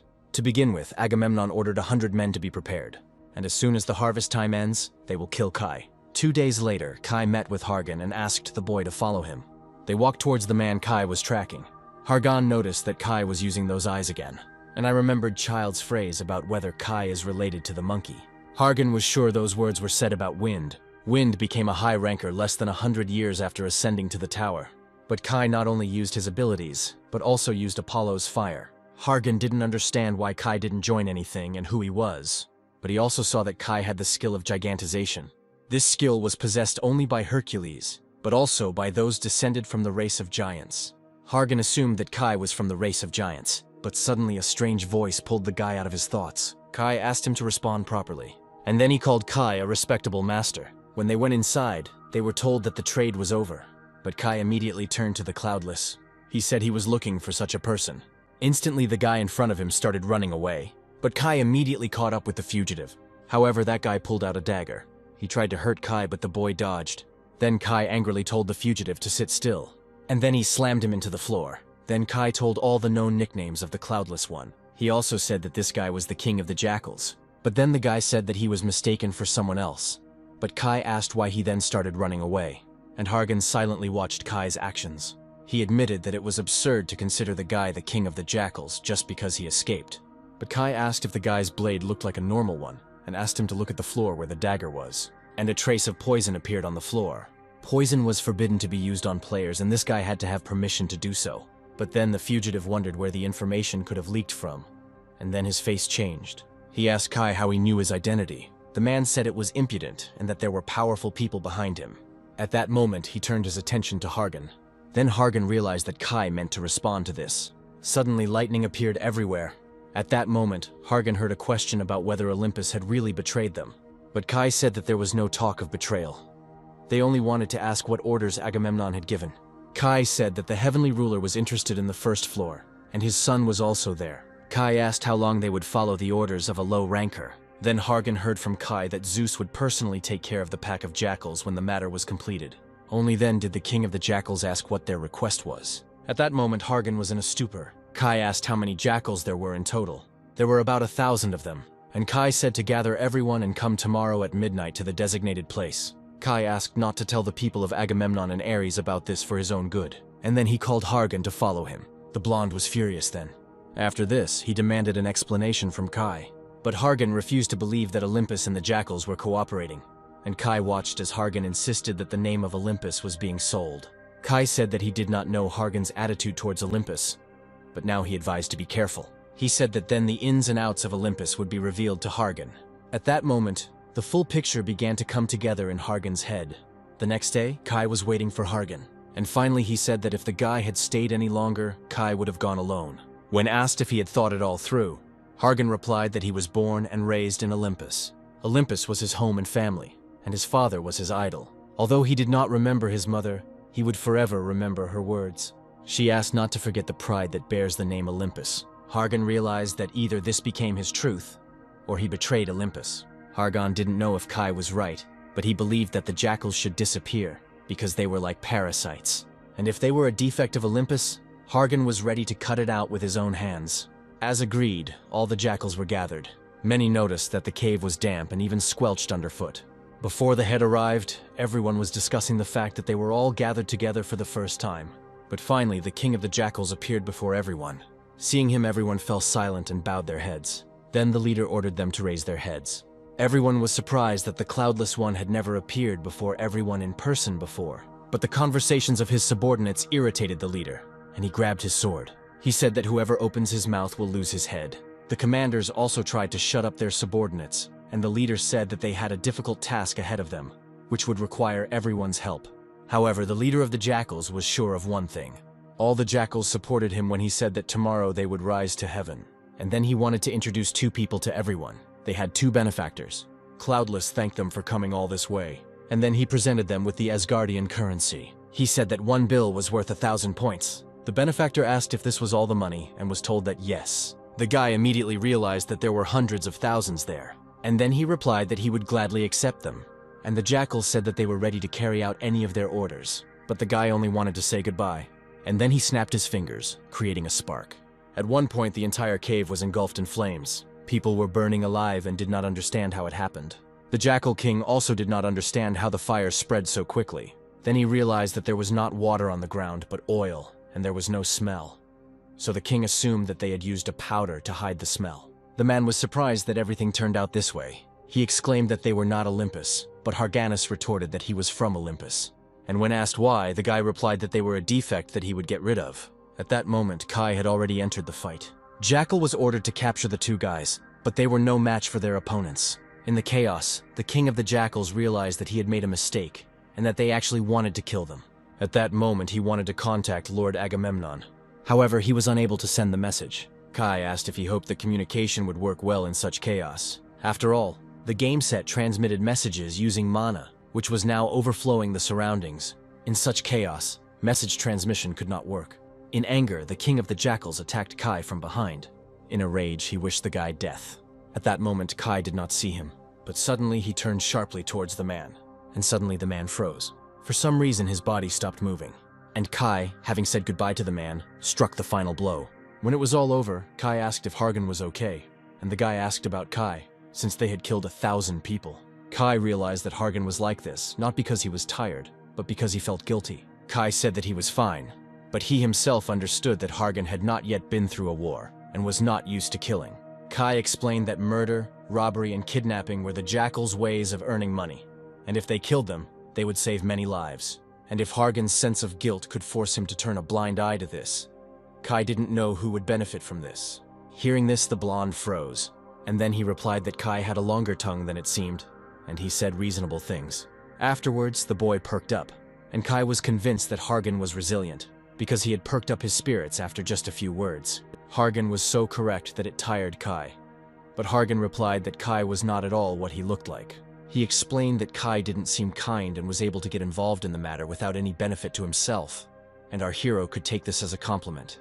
Kai also showed himself in the tutorial and thought further than Hargan. Hargan had been learning such things since childhood, and Kai replied that he knew how to say embarrassing things. But Kai replied that Hargan was wrong in that there was no benefit. Hargan was surprised by the money and the fact that Kai wanted to give it to him. Kai said that if the money was too dirty for him, he could refuse. After thinking for a bit, Hargan suggested splitting the money, and Kai wasn't surprised. Afterwards, Kai clarified whether Hargan took second place in the tutorial. Kaya was interested in what Hargan was given as a reward. Meanwhile, Agamemnon was angry that he could not contact the jackals. He was angry, but he knew they were unlikely to run away with the money. Suddenly, another soldier burst in and said that he had found jackals. Arriving at the right place, the man was shaking with anger. Agamemnon was surprised that the Cloudless One also died. Looking at the corpses, he suddenly asked what happened to the money. However, the money was not found, and this caused the man to scream angrily. But Kai now had almost 400,000 points. Even though the money was split in half, it was still a lot, and Kai didn't have to worry about his living expenses.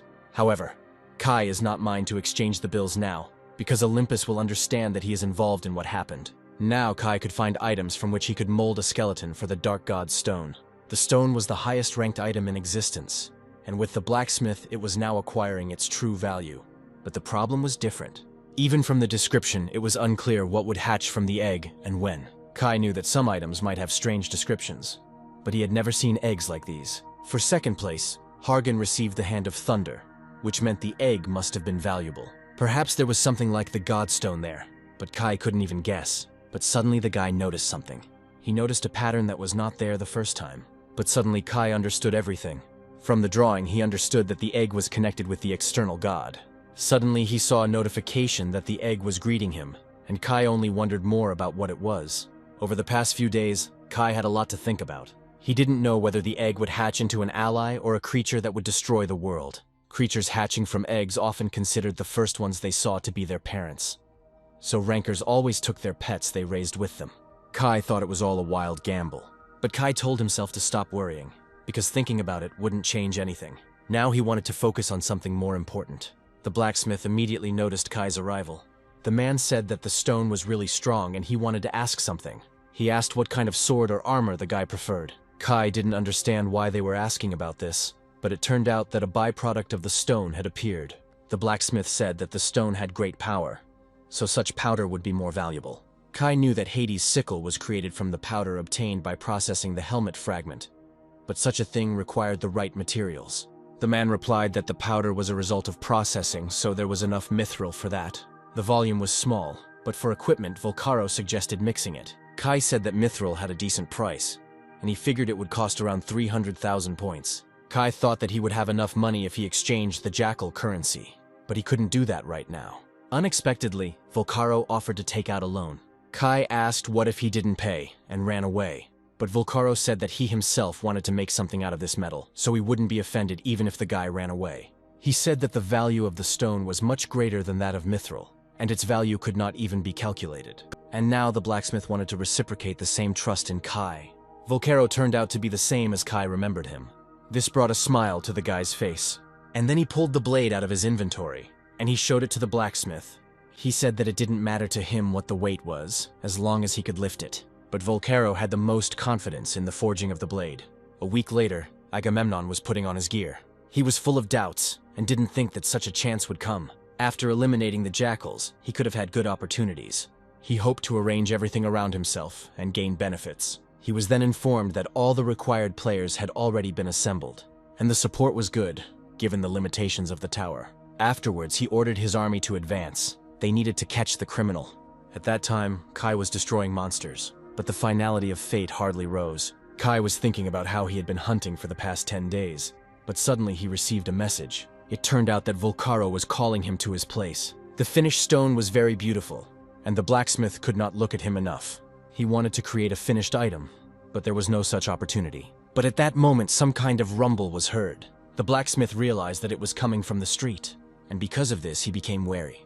He understood that they would come for him soon, but he hoped that they would wait at least another day. When he went outside, he saw an army. Agamemnos did not expect to find him in such a hole. Volcaro asked why they were making such a noise, but then they told him that Hephaestus knew the answer to this question. Then everyone was surprised that Hephaestus was in front of them, and besides, it would be difficult for them to capture the rancor. But the commander said that on the first floors, rancors received restrictions. However, Hephaestus didn't care. He asked not to make fun of him and told everyone to attack. Agamemnos chuckled that the man didn't even have any equipment, but he called himself a rancor.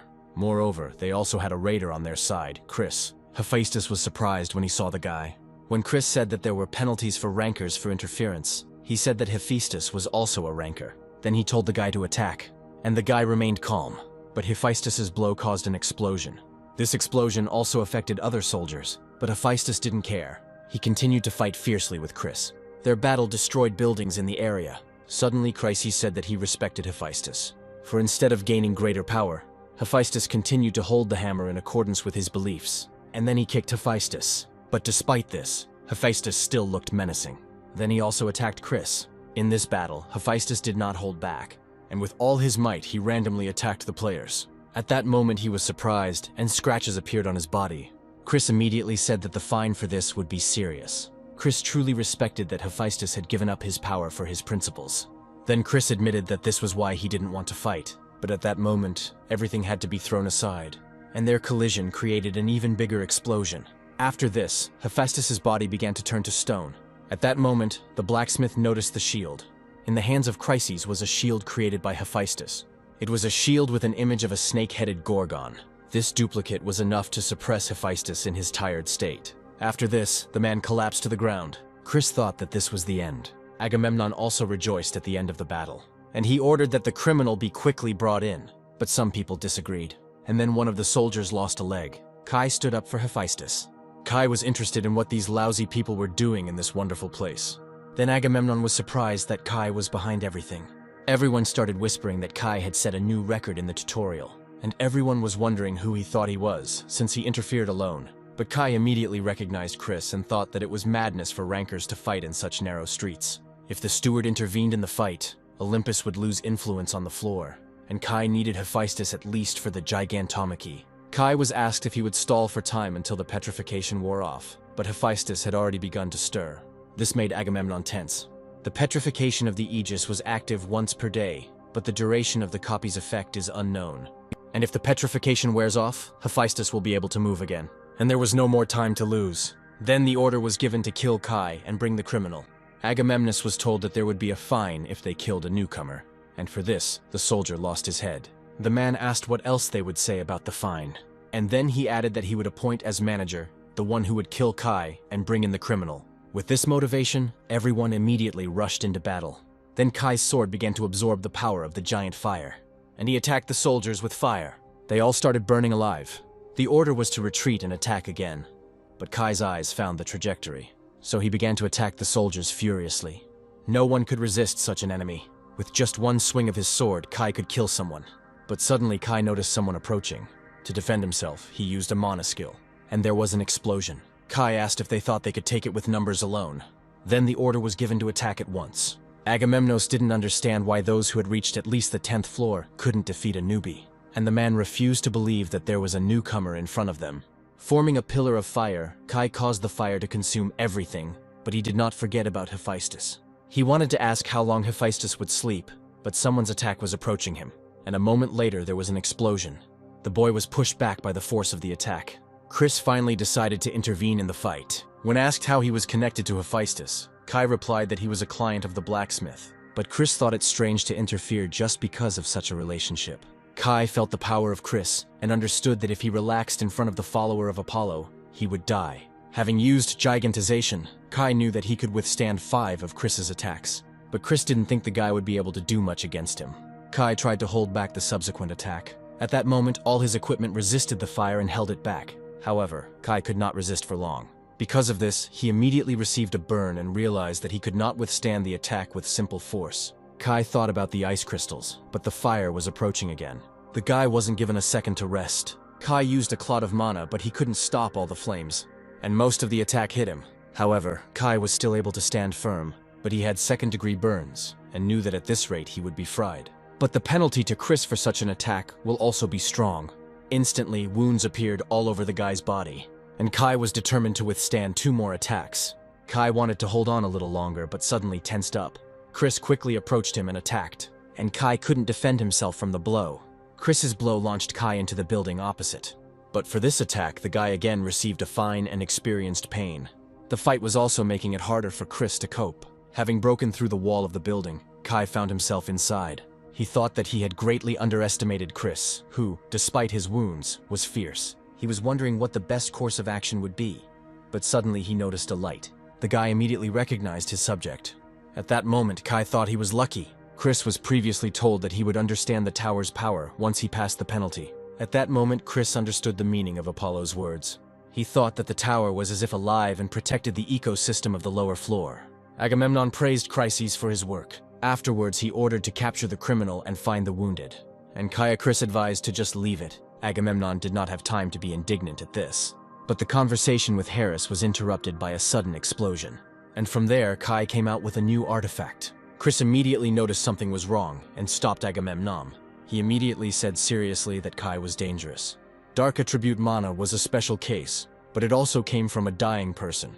But Agamemnon objected that they would deal with the guy themselves, but suddenly he was surprised. It turned out that his soldiers were prevented from reaching Hephaestus. In an instant, Kai reached the blacksmith, and the petrification was soon to dissipate. Because of this, the man became nervous and sent soldiers into battle again. Then everyone pounced on Kai again, and the guy got ready to fight back. At one point, destructive power began to emanate from him. Then all the soldiers were struck down and could not fight. Chris chuckled that the tower had summoned a monster. But Agamemnon asked how the boy could speak so calmly. Agamemnos considered it absurd when Chryses said that he should only participate in the capture of Hephaestus. But Chris also wanted to see everything to the end. At that moment, Kai continued to fight. Then he noticed that Chris had decided to join the fight again. Rankers slowly approached Kai. Chris found it amazing that Kai could control the mana of 2 attributes at once. Olympus would be even stronger if such a man were on its side. Chris offered to join them, promising to give Kai equipment, but the boy objected that such a thing could not be the goal. Having heard the refusal, Chris prepared to fight. Kai was surprised that the guy was still able to do this, but Chris didn't expect to hear such words from a newcomer. But perhaps in 100 years, Kai will talk about how he fought a ranker as soon as he got to the first floor, although this will only happen if he can survive today. Kai noticed that Chris had decided to destroy and still wanted to take Hephaestus away. But if Hephaestus does not join Olympus, the next Gigantomachy may not happen. Kai was determined to hold out to prevent tragedy. With each passing second, the fire spread across more and more area. Kai was surprised that attacks of this level were still possible. Chris was perplexed to hear that he really was incredible. Then an explosion occurred. Agamemnon understood that using such force on the first floor was unacceptable, and it will be a miracle if the find does not destroy Chris. Agamemnus was glad that the battle was over, but at that moment someone attacked him. He turned around in surprise, and then Hephaestus hit the man in the face again, and he said angrily that nothing had been finished yet. Agamemnon was amazed that Hephaestus was not even afraid of the fine, but Hephaestus was surprised that Agamemnon was talking about something like a fine. After all, he definitely wanted to kill Agamemnon. Hephaestus, swinging his sword, did not hear the plea for mercy, but suddenly someone intervened in the fight. As luck would have it, it was now that they decided to stop Hephaestus. At that moment, Agamemnon was shaking with fear. The first floor manager intervened in the fight. The manager said that if they wanted a good fight, they should go upstairs. But Hephaestus said he had no intention of fighting. When the steward turned to Agamemnus, he tensed up, and then the manager asked to convey something to Zeus. If he does something like that again, the manager will pull out every hair from his beard. Hephaestus chuckled at this scene. Because of that thing that was put into your head, the message will be conveyed verbatim. Hephaestus grinned at the insignificance of Olympus. When Kai was surrounded by fire, he saw a message that the egg was growing teeth, and he didn't understand whether this was help or whether they would kill him. Coming to consciousness, Kai mumbled. Hephaestus approached him to hear the words. Then Kai called him uncle, and Hephaestus was outraged by such speech. Kai said he was fine and asked about his uncle's condition, but the man asked how long he would continue to call him that. Then Kai replied that he couldn't call him aunt. Hephaestus considered the guy shameless when he said that any appeal would do, since he had saved the man's life. Then Hephaestus fell silent. Having made several attempts to thank him, he was never able to say thank you to Kai. Because of this, Kai thought that Hephaestus was more timid than usual. Suddenly, the blacksmith confessed that his real name was Hephaestus. Kai was silent, so he was asked if he was surprised. The guy replied that he was very surprised, but Hephaestus thought that he either didn't know how to lie or wasn't trying. Hephaestus was convinced that Kai knew his identity, so he suspected that Kai was from Olympus.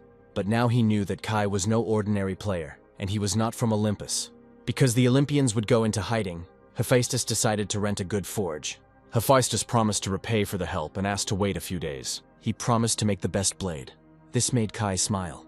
The guy replied that he would wait, but Hephaestus ordered to go to the hospital. After leaving the hospital, Kai immediately ran into monsters. He had been receiving treatment all day, so he could now move. But everything worked out well for him, because now it will be easier for him to equip himself. Kai also knew that what happened would greatly impact the upcoming second Gigantomachy, and he had difficulty controlling the stone. Because of this, Kai thought the difference was in the user.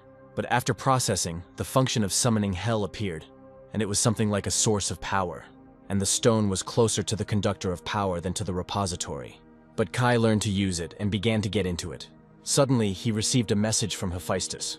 When he arrived, Kai thought that the new workshop must have cost a lot, but even Hephaestus's low-quality equipment sold for a high price.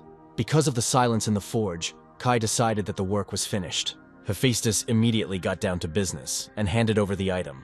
But Kai was surprised that they had agreed on a blade, but they gave him a box. There was nothing inside it. Then Kai thought it was a surprise box. A little later, Kai realized that there were gloves inside. They were created by mixing mithril, and Hephaestus praised the boy's eyesight. But Kai didn't understand why Hephaestus made transparent gloves, because it wasn't easy. But suddenly he noticed a groove. Just at that time, Kai's stone arrived. Hephaestus made excuses, but Kai guessed that the blacksmith wanted to make it easier for Kai to carry the stone. And then he moved on to the blade. The blade turned out to be dark and very beautiful. Kai immediately thought that the blade was perfectly made. Then Hephaestus asked to choose a name for the blade, and Kai thought about the name. Kai attached importance to the materials in the stone and its appearance. And then he decided to choose the name Dark Knight Sword. But this choice surprised Hephaestus, and he thought that Kai did not have very good taste in names. After this, the Sword of the Dark Knight passed to Kai. The sword's name was chosen for a reason. The sword specialized in darkness and night. The sword exceeded Kai's expectations, as it could fight in darkness and night. Although Kai looked pleased, Hephaestus was angry that the sword was given such a name. But the sword fit Kai, and that was enough. Hephaestus asked if Kai would continue to climb, and the boy replied that it would be right. Then the man asked what Kai would do with Olympus, and Kai replied that he would cast him down from the very top to the bottom. These words surprised Hephaestus a little. After they finished, Hephaestus refused to see Kai off, but the farewell was as dry as before. This connection between them began a long time ago. Kai was surprised that the sword was made of adamantium, which was difficult to find. Hephaestus said that at least such a sword was needed for the fight, and Kai saw his hands. Kai realized that Hephaestus had used the metal of his hammer and forged a sword with his fists. But Hephaestus asked him not to chatter in vain and to take the sword. Kai thought it was the same as ripping out his heart and giving it away. Having said that he was glad to meet him, Kai bowed. The Colosseum test supervisor was doing her job at the time. While eating chocolate, Shuri checked the records about Kai. Kai's potential was rated at S level. Hargan was good too, but Kai attracted more attention. Suddenly the girl's gaze turned forward. She saw Kai come alone to a test that was recommended to be taken as a team, but the girl believed that he might try to pass this place. Kai was in the testing room on the first floor. This test was not tricky. You had to defeat the enemy. Looking at the rankings, Kai saw Wind in first place. And compared to his pre-rebirth record, Wind's rating was too high. But Kai was glad to see Hargan and that he went 16 rounds. Perhaps Hargan was even taller than before his rebirth, for he now had the Hand of Thunder. Kai didn't know where Hargan was now, but he was determined to catch up with the guy. In this challenge, the more opponents you defeat, the more rewards you get, and you had to challenge your limits. Now Kai had to defeat the enemy. Noticing the guy, the orc roared, and then he rushed at Kai. Kai's opponent looked very furious, but Kai looked confident too, and with just one blow he crushed the enemy. His blow cut the body into 2 parts. Afterwards, the orc collapsed to the ground. The first floor's test was over, but Kai's mission began now. Then Kai challenged him to the second test, and Shuri was surprised by the guy's strength. She considered it a historic event because Kai was faster than Wind, and Kai was much more furious in battle. He instantly dealt with all his opponents. Kai fought without stopping and did not use strong skills to conserve his strength. It seemed as if Kai was looking much further. Kai also aimed for the highest ranker record, and he continued to challenge again and again.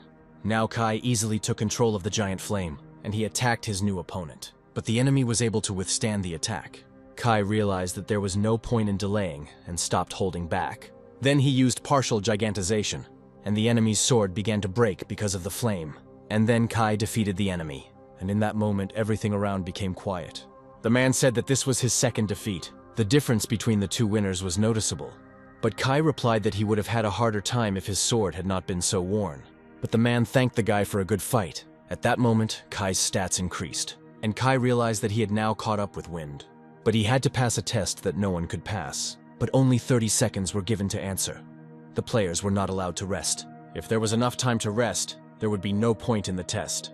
After stalling for a bit, Kai took a breather, and then he threw down the gauntlet. At that moment, the final test began. Anger and energy penetrated the guy to the bones. Kai became wary, fearing his opponent, and then all that remained was to wait for him to appear. Then the last boss appeared. At that moment, Kai was attacked. The monster pounced and pushed the guy back. Kai was surprised that he was suppressed even with gigantization. Then he had to dodge. Win told about that test. He was able to survive the tail strike due to his resilience, but otherwise death would have occurred. Everyone didn't believe that this enemy was on the first floor and thought that Wind had made a mistake. But Kai understood that Wind could not have been mistaken. It was a serpent with 7 heads and tails and was close to dragons. The snake was sealed by Susanoo, and no one expected to meet him on the first floor. Kai chuckled that the stewards had been working tirelessly. Kai needed to get rid of the 8th head of Yamato no Orochi. Even just the snake's head looked furious, and Kai had to dodge such an opponent. Even though the monster only had 1 head, Kai's current body might not be able to withstand even 1 blow, so he had to be careful, and the snake furiously pursued the player. He tried to hit with his tail, but Kai dodged. But it turned out that the threat was looming again. But by reacting quickly, he was able to dodge again. And then he crept up behind the snake. Kai said that the Orochi he knew wasn't that weak. The guy attacked the head, but did not cause serious damage. It turned out to be too shallow, but this only made the snake angry, and he tried to brush Kai away. The scales were so strong that even Kai's sword did not cause damage. He then tried to inflict damage along the body. Kai thought that this test seemed impossibly difficult, but he already knew that the tower never gave impossible tasks. Kai knew that something must have remained in Orochi's body. Shuri watched the test calmly. She noticed that for some reason the guy stopped attacking. Shuri thought the boy realized his arrogance.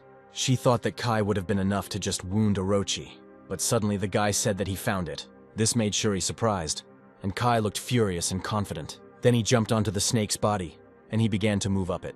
At that moment, he prepared his sword. Suddenly, Shuri realized what Kai was aiming at. She knew that there was a spot near Orochi's heart where no scales grew. Kai aimed at his only weak spot. Approaching, Kai prepared to attack, and then he thrust the sword into the serpent.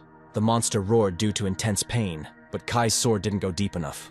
Without ceasing, the snake fell to the ground. Shuri, however, considered this absurd. Then the girl thought that the myth had been revived. After that, Orochi was dead, and Kai's achievements were recorded in the Colosseum. Kai found this too difficult, and thought that at levels above 60, it was already difficult to make money from hunting alone. And Kai still had 31 left to reach level 100. Suddenly, someone called out to Kai. In front of him was an elf with 6 blades on her back. She asked if he knew about the weak spot. Kai said the difficulty level seemed a bit much to him, so he took a closer look. Pointing to his eyes, he said that he had found a solution. Shuri thought he had eyes with golden pupils, but Kai replied that they had not reached that stage. Shuri noticed that Kai had the skills of a high ranker. She didn't know what faction Kai belonged to, but she was convinced of one thing. The elf said that she would not spread information about him, and Kai thought that she had misunderstood something. And then she wanted to give an additional reward from the manager. He asked for the sword to be given to the one who would defeat Orochi, and finally that day came. Having handed over the blade, Shuri admitted that she herself did not know what this thing was, but it turned out that the blade was of very low quality. This situation confused Shuri a little, but Kai recognized the fragment of Susanoo's sword, and other fragments had to be found. Shuri suggested they talk about another reward, but Kai replied that he was satisfied. As a reward, the boy was given the 8th heart of Orochi. The poison stored in the heart cannot be taken in the usual way. The elf congratulated the boy on the award, the value of which could not be calculated even in points, and she advised not to accept the artifact thoughtlessly. Then Kai wanted to say goodbye, but suddenly the egg reacted and complained of hunger. and then it began to manifest itself. Shuri, alert, immediately grabbed the blades. Kai realized what was meant by the appearance of himself. A multitude of eyes and teeth appeared around them. Shuri didn't understand how anyone could get in here if the place was protected by a tower, but Kai asked her to stop. He asked her to wait a little, and at that moment the egg began to absorb Orochi's 8th head. Shuri was surprised that it started eating the corpse. Shuri said that the corpse belonged to Kai, and it was none of her business. But she asked if it was his ability. Kai answered doubtfully that yes, but he himself probably wasn't sure. Afterwards, he asked the creature if it had eaten its fill. The creature's joy made Kai think it was creepy, but it behaved like a child, and then it began to fall asleep. Kai guessed that the reaction from him appeared now because the egg began to hatch. Shuri asked him if he understood what it was, and Kai did indeed understand a little better. The elf believed him to be a descendant of wind, but now she had her doubts. She said that Kai had a lot of secrets, and she would not reveal them. She also hoped to hear news about him from the upper floors, and Kai learned the habit of saying goodbye to those who have passed the tests. Shuri was a naive, yet straightforward, strong, and beautiful warrior. Kai replied that he was glad to meet you. After that, his name rose to the first line. That same evening, everyone was discussing the fact that the ranking of first place had changed for the first time in thousands of years. Everyone was talking about how the newcomer had arrived from some Earth that almost no one had heard of, and everyone noticed that Kai took first place in every test. The 9th floor's challenge was a labyrinth. However, instead of looking for a way, someone broke down the walls. Kai turned out to be such a person. For discovering a new path, Kai was given extra points. The goal of the challenge was to find a way, but Kai made several new passes, which ruined the difficulty for subsequent players. Then he decided it was time to move forward. Seeing the guy, Hephaestus remained silent, and Kai was all beaming with happiness. He happily informed his uncle that a month had passed. Hephaestus was outraged by the guy's impudence and told him to wait. After some time, Hephaestus turned his attention to Kai. He asked Kai if he was hot, and he replied that he was. It was very hot in the workshop, but Kai looked fine. Continuing his work, Hephaestus asked why the final test took 9 days, but Kai evaded the answer. Then Hephaestus became indignant that Kai came for an order, but did not answer questions. Kai replied that the labyrinth didn't necessarily have to have just one exit, and that it took time to create new ones. The man said that Kai never acted like ordinary people, and he was interested in how Kai would cope with the next challenges. Kai promised to tell me when he comes again. Hephaestus asked if he would need a new blade for the task, as this was the worst thing he had ever done. He explained that he focused on the materials the armor was made from, so there was no mana conductivity. But it was Kai's order, so Hephaestus said it was the best creation. Kai tried to activate the mana sword skill, but it didn't work. Then he said that he liked it, and for Hephaestus, it was also a new experience. Hephaestus said that no one would have thought of such a blade, but suddenly fell silent. Kai handed him a large payment, saying that he shouldn't get used to free things, and then he said that he would come again.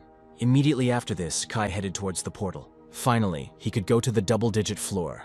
Kai requested to be sent to the 10th floor of Murim, and after just a couple of moments, he was transported there. The ecosystem on the vast continent was created by the existence of strong people, and here the test began immediately. Everyone was trying to recruit players to their team. Each one was trained in martial arts and passed the test of the chosen clan. And because this test was different from others, many players stayed here. Kai thought that this place looked like a bazaar. Suddenly, someone called out to him. A man asked if Kai was a swordsman. He said that it was fate and Kai had to join them. However, Kai didn't want to listen to him. He thought that the big clans were not interested in this place. The man interrupted and asked if they were listening to him, but Kai replied that he wanted to join another clan. But the man was offended that Kai ignored their clan. He didn't plan to do it this way, but he thought it was also right. The man said that Kai was acting cautiously, but was overly conceited. Kai realized that he had gotten himself into an annoying situation. The man was demonstrating his strength in front of the newcomers and drawing attention to himself. Kai asked him if he was afraid of a fine, but the man replied that Murim had its own way of life. The man wanted to say that it was too late to ask for forgiveness, but he was interrupted. Kai had no intention of asking for forgiveness, and he couldn't do anything about the man behaving this way. Kai told his opponent to come closer, but then the man was frightened by the guy's look, and then Kai extended his hand to him. After a while, everyone turned their attention to the man and began whispering. Among the crowd, he was the only one kneeling, and then he started running away from the shame. He was even shaking a little with shame. 10 days after rising to the floor, Kai was running through the forest. There was no suitable means of transportation in Murim, so people had to move around on their own feet. Getting around in Murim was a big problem, but despite this, Kai almost reached the right place, and after a while he walked through the forest alone. All that could be heard was the rustling of leaves and Kai's movements, but he knew that someone was watching him. He believed there were about 20 people, but each of them had good skills. The onlookers didn't believe that the guy was simply lost. At that moment, Kai said that there was no need to be so careful, because he was not an enemy. And then he asked if this was the base of the divine cult of the heavenly demon. People were surprised that Kai knew where he was going. Kai thought that something similar had happened to jackals before, but this was incomparable. This clan has long competed with the Murim Alliance, a union of the entire Murim world. Hans was a pureblood from the heavenly demon divine cult and had climbed more than 40 floors. From Kai's energy, Hans concluded that he was not some kind of rabble. He then asked Kai to state his name, floor, and demonstrate his skills if he wanted to join. But to his surprise, Kai refused. Kai said that he came to pass the test of their cult. On the way they talked, and Hans said that Kai probably knew why the players didn't choose their cult. But the answer that the probability of passing the test was small was incorrect. Hans said there was simply no such possibility. He said that no one could pass the test, so there was an unspoken rule not to take it. It was impossible to join the clan unless you had gone through many floors. So Kai understood why their authority had fallen. Soon, Hans brought Kai to the right place. Then Kai took over the disposition, and if they go the wrong way, they will fall under the influence of illusion. Hans explained that they had to be careful, or they would get lost, but Kai already knew that. Hans asked to be careful and follow them, but it turned out that Kai was no longer around. Kai moved using his fiery eyes. They paved the way for the boy to follow, but he got confused several times at the crossroads, and no longer understood how long the road was. But suddenly Kai noticed something. There was a fork in the road ahead, but he saw that both paths were real. Even though both paths were real, Kai hesitated, but suddenly he felt the wind from the left. So Kai decided to go in that direction, and the further he walked, the more the surroundings changed, until finally a small building appeared ahead. Inside it sat a gray-haired man. Kai immediately recognized the living legend of the world of Murim. It was a ranker who lived long before the world of Murim entered the tower. Then the first test of the cult was passed by Kai. The guy was surprised that the door was closed, but the wind was blowing through the room, so Kai assumed that he was not actually standing in the room. The man asked when Kai realized that this was also part of the test, but Kai asked where there could be a test where one had to follow another person. The man was amazed that Kai found the way on his own, and then everything around went dark. And a moment later it turned out that Kai was standing in the middle of the forest. Due to the lack of a system window with the result, Kai thought that the question was also part of the test, and Kai became interested in the man. Some clans said that there were demons living in the heavenly demon cult, but this was nonsense, because Kai found himself in an ordinary village. Suddenly Hans became indignant and asked how Kai ended up there. Kai didn't want to waste time on the story and simply said that he got there first. Understanding the boy's reaction, Kai replied that how he walked didn't matter. Kai said that he was tired from the road and asked if the cult would provide the test subject with accommodation. Someone was outraged that this didn't make sense, and Hans said that even he, having been in the cult for 50 years, had followed a learned path, and one could only guess what Kai was actually doing. Soon Kai was taking a bath. At that moment he could finally relax from the road for a while, but suddenly I decided to inspect the premises. He thought that many would want to join here if the test were easier, but because of the leader's stubbornness, Kai thought there was a reason for it. Kai was thinking that his work was certainly not in vain, when suddenly the egg revealed itself. For some reason it reacted to the heat and began to move. Kai had previously been told that, according to rumors, the test in this cult was impossible to pass, but the reward there was exorbitant. But the heavenly demon appeared in the world at the beginning of the war, and before the creation of the Chronos Spring, so there was not much information about it. All that was left for Kai to do was go through everything himself, while in the meantime, they discussed how the war in Murim looked tempting. According to the allies, it was possible to obtain both the elixir and the martial arts book, but the reward would be difficult to obtain. But suddenly someone asked if anyone present had managed to not win a single victory in the Murim War. Then Wind said they were asking for it. Kai watched the guy's indignation that everyone had started the competition, but they hadn't said anything to him. Wind said he didn't remember anything interesting happening on that floor, but he was asked who had asked him to go straight to the next floor. But the guy was indignant that he didn't know about this, and that he was the only one who didn't know about it. Kai chuckled at the memory of how Wind, with his character, could not accept that he had missed the war. No one could figure out what was hidden in this place, but Kai was determined to do so. Then the egg began to manifest itself again, and Kai was a little nervous that the egg didn't sit still for a second.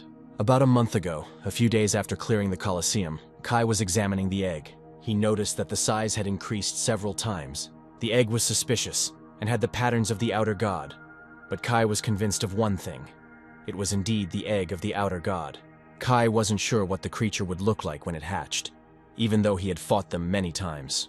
Then Kai thought that if the others were with him now, they could discuss this together, and Kai wondered whether to keep the egg alive or not. But suddenly the egg nodded at his words. Because of this, Kai realized that the rest of the time the egg ignored him, and this made the guy a little angry.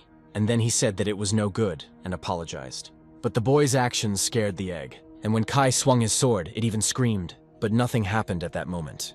As Kai expected, nothing happened then. Kai knew that the creature could have released its power like that, but it did not, which meant it recognized Kai as its master. At that moment, Kai didn't understand whether he couldn't strike or whether he was not allowed to. From that moment until now, Kai has been watching the egg. When asked if the egg liked being in the water, it nodded. Just as Kai was surprised that it was responding, the egg immediately began to fall asleep.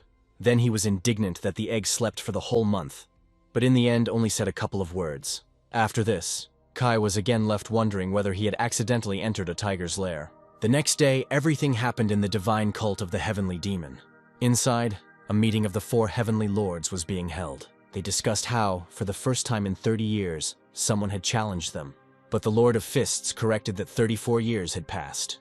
When asked who Kai was, the Tao Lord only expressed indignation that one could not be so disinterested. But the Blade Lord demanded to stop chatting and tell about that man. But upon hearing that Kai had turned the ranking upside down, the man replied that rumors were always exaggerated. However, according to other lords, the records in the tower did not lie. The first one asked to start was the Lord of the Spear. At that moment, many people began to approach him, and after that they all gathered around the lords. Showing respect, they bowed their heads before them. Then the door to the temple opened. Everyone was on guard, expecting to see Kai. Everyone immediately realized that the guy didn't show the slightest bit of excitement about the presence of the lords. Kai immediately recognized 4 lords who had achieved success in their field. But someone said that nothing less could be expected from Kai. They asked to start the second test immediately, but suddenly someone interrupted everyone. The man apologized for interrupting, but he had a request. In front of everyone, he asked to check Kai. The lords thought about it, and almost immediately they gave the man their go-ahead. The fine was imposed only for visible aggression, which means the man was very strong. Then Kai decided to try something. He said it didn't feel like an official test. The Blade Lord agreed with this and decided to offer a reward. In front of everyone, the Lord said that as a reward, he would give one of their medicines, a scarlet blood pill.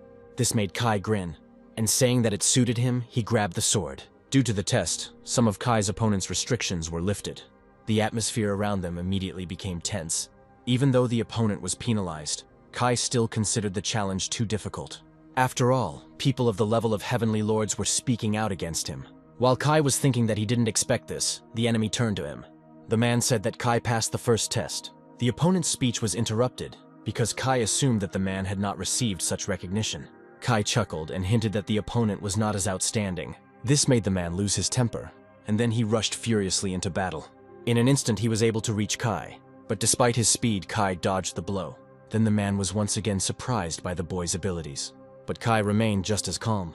After that, Kai constantly kept his defense and did not attack. The man then admitted that he had been unable to obtain a confession. The man said that he spent his whole life trying to pass this test. Time after time he steeled himself in battle and issued a challenge, but he did not understand why the stranger was able to pass the test. The man asked who Kai was to receive a confession, but Kai only said that the man was no longer a child. Then he finally drew his sword, and for the first time in all this time he stopped the attack with his sword, and then he was able to parry the blow.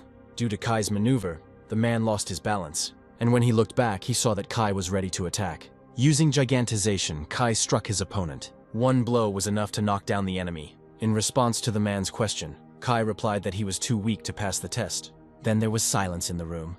The Blade Lord looked the most gloomy of all, but after a moment a grin appeared on his face. And then he exclaimed that for the first time in a long time he saw something interesting. Everyone chuckled, wondering what a spectacle it would have been without the fine. And then the Blade Lord said to give the guy the scarlet pill. As a reward, Kai was immediately given a pill. Kai replied that he didn't even try, so that was enough. Everyone chuckled at the fact that usually a player from the 10th floor wouldn't even be allowed to touch such an object. Everyone admired the way Kai wielded the sword, but the boy said he was just teasing.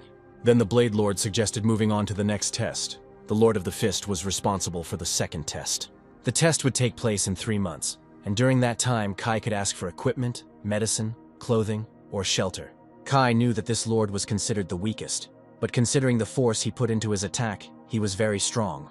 But Kai suggested moving straight to the test. Everyone was surprised by his decision.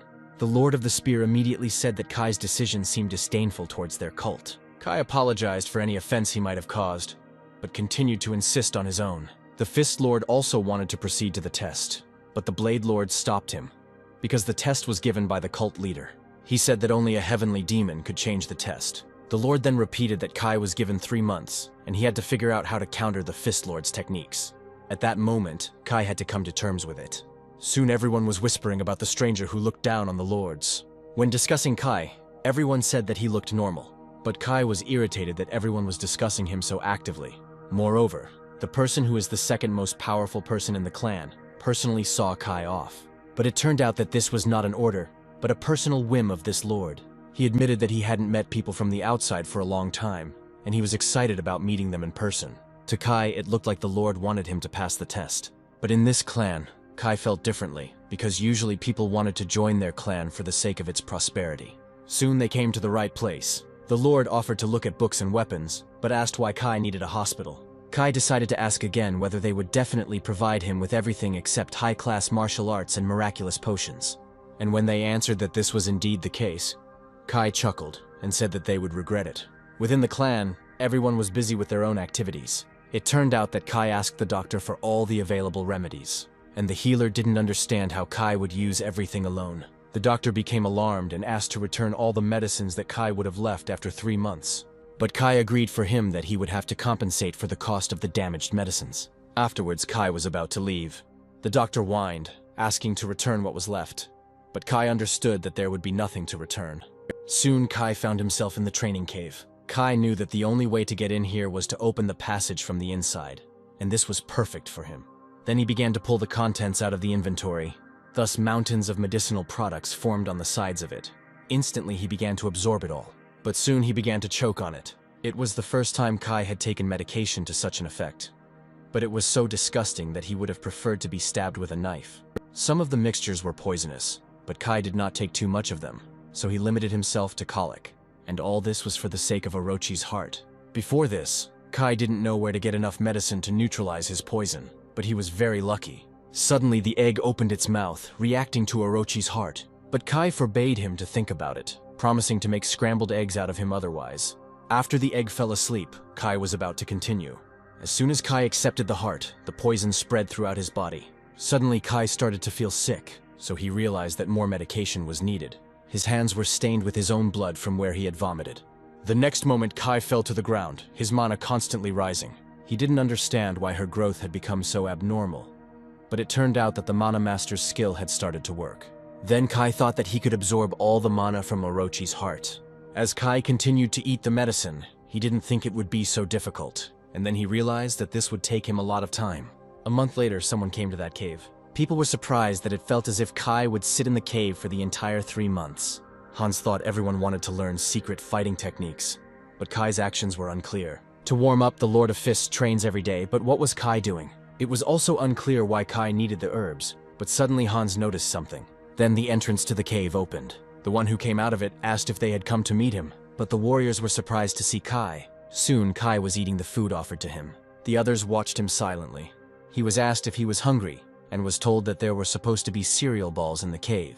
But after taking more and surprising the others, Kai replied that he didn't want to eat something tasteless. Then the men were surprised that Kai had been eating herbs all the time, but there were no signs of injury or poisoning. Suddenly Hans realized. He knew that some items were not to be consumed because of the poisons they contained, but with antidotes, they could be taken. Then Kai stood up and immediately said goodbye. Hans asked if Kai would go back to the cave. However, the guy asked where the martial arts archive was. There was an impressive security presence on the archive grounds. Many of them, in Kai's opinion, were close to ranker levels. Then someone greeted Kai and said that they would accompany him, and soon he was brought to the right place. Kai was amazed that he was allowed to read all the books. However, one door was forbidden to enter, and everything else was completely at Kai's disposal. The archive contained techniques that could be given to an outsider, but it was many times larger than those Kai had already been in. But since there were 2 months left before the test, Kai wanted to get everything done in a month. Kai needed to find a way to stand up to one of the strongest masters in the world of Muram.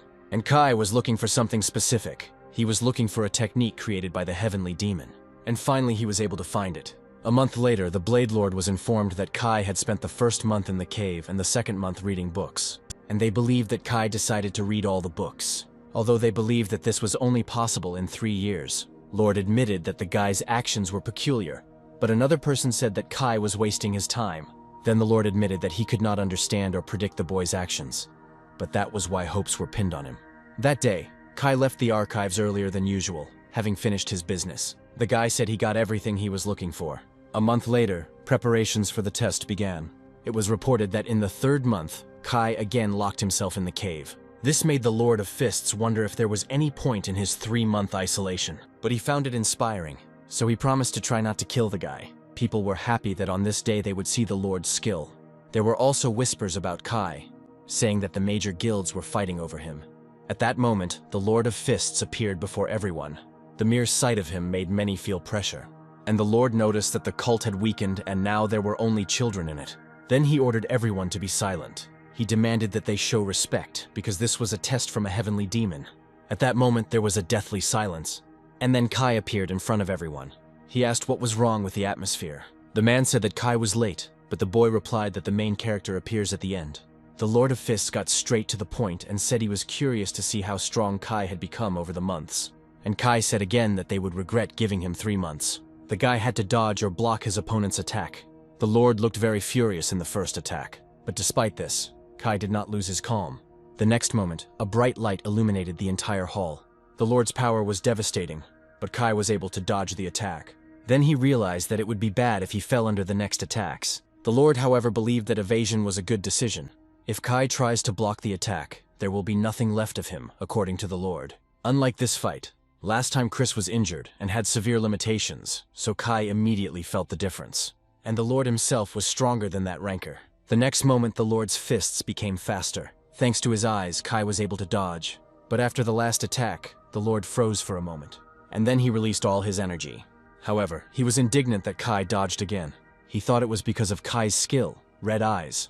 Then the Lord understood why Kai was so confident. He could predict. He chuckled at how ridiculous it seemed. The man exclaimed that martial arts are more than just auxiliary skills. And then he swung. And this time, the man believed that Kai would not be able to dodge. But others felt the attack would cause damage beyond the hall. At that moment, they decided to create a protective barrier. But Kai became wary of their actions. He guessed that something was about to happen. Hoping that the attack's long range will make it less powerful, Kai decides to block the attack. The man thought that this might be the right decision, but he said that Kai had run into the wrong opponent. At that moment, the 3rd attack began. She was so strong that she affected everything around her. The attack nearly injured some spectators. Everyone was surprised by the power of the divine rank. But Kai was able to withstand that blow and was able to pass the test. The guy thought that such strength was consistent with a player climbing a tower. Although Kai was able to block, he acknowledged his opponent's strength. The Lord assumed that it could be blocked, but to his surprise, Kai was still standing on his feet. This made him grin. And then he asked if Kai would like to continue. Kai immediately realized that the man was serious. There were restrictions around him. But that was exactly what Kai was looking for. Then the man was surprised by the boy's sudden strength. Although Kai said that it couldn't be called the power of a heavenly demon, but only an incomplete shell. But the Blade Lord knew that even in its base form, it was the beginning of a heavenly demon. And now no one could imagine what else Kai was capable of. Then Kai said that he would make the first move for the Lord of Fists. After that, he attacked. At that moment, Kai had already withstood the Lord's 47th technique. The Lord immediately noticed that he was uncomfortable fighting against the heavenly demon's martial art, but he noticed that Kai's unfinished technique was weakening.